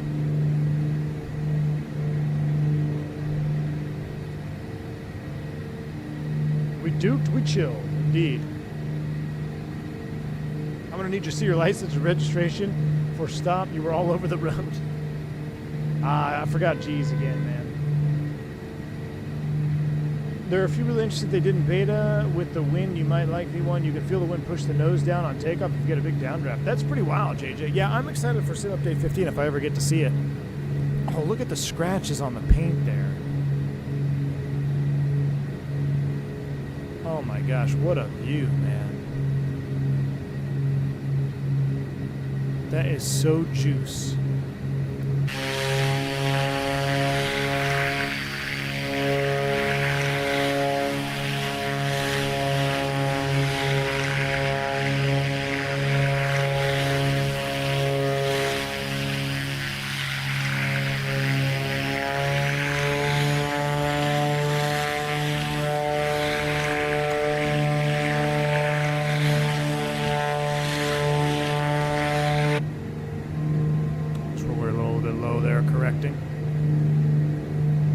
Agent the Batu, welcome to Private Pilot. Glad to have you on board.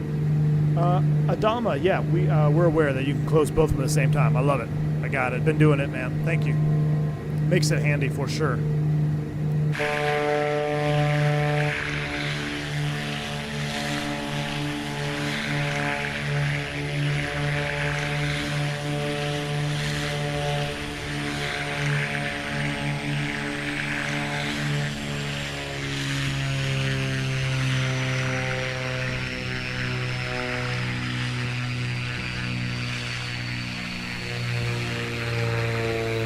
I love hearing that turbo spool down.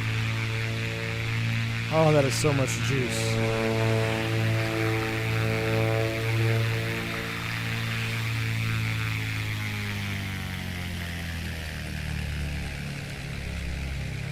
Hold it off, let her settle. Oh, that was a butter, chat. 100% butter on that one. You kidding me?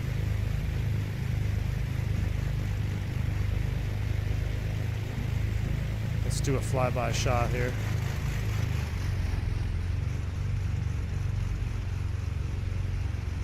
Let's do a little flyby here of the camera. Turn this off.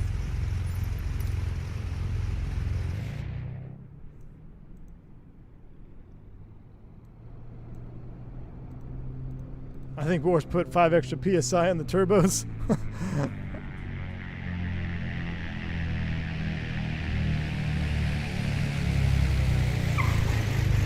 Oh, so much juice. You should put the V1 logo you put behind the window, behind the wing, below the windscreen.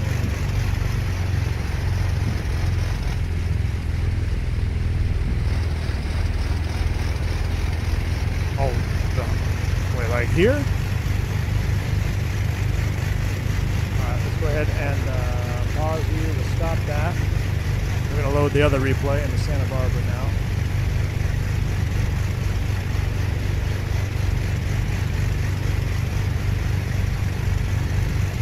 We're going to the airplane here.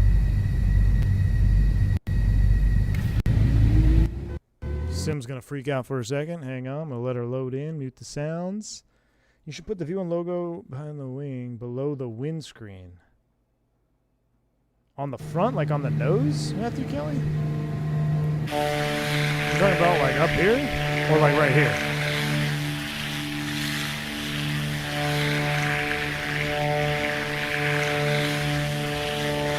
I got my Captain V1 Sim right there. I might move that logo. I gotta figure out how to put this over the door here.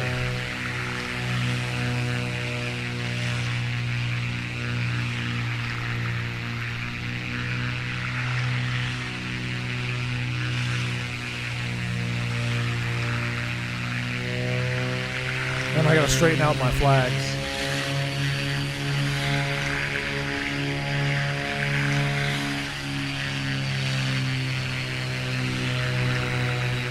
This one was a bumpy landing when we flew into here. We were getting bumped around. Oh, like bomber nose art?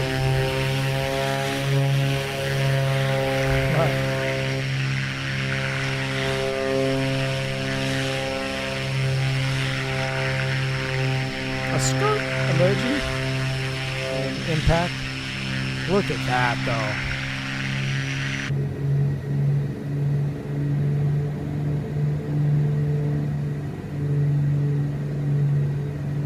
There's the EMAS.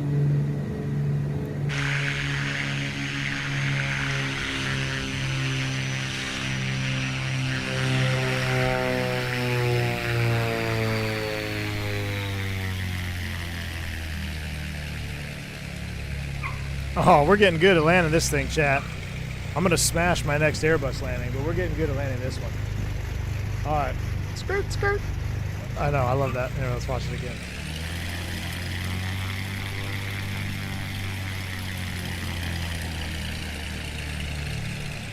Skirt.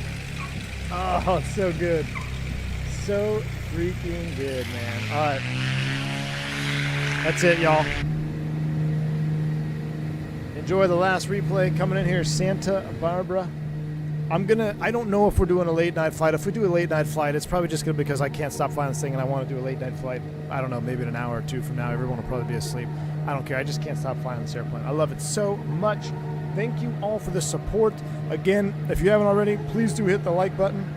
I think I forgot to mention that today, but piston streams never do good on the YouTube algorithms, but if it did, I would fly piston all the time because I just love flying good piston airplanes in the sim. It's so much fun. So if you haven't already, hit that like button. I appreciate you. Thank you all for the support. Thank you for the gifted memberships. Thank you for the super chats.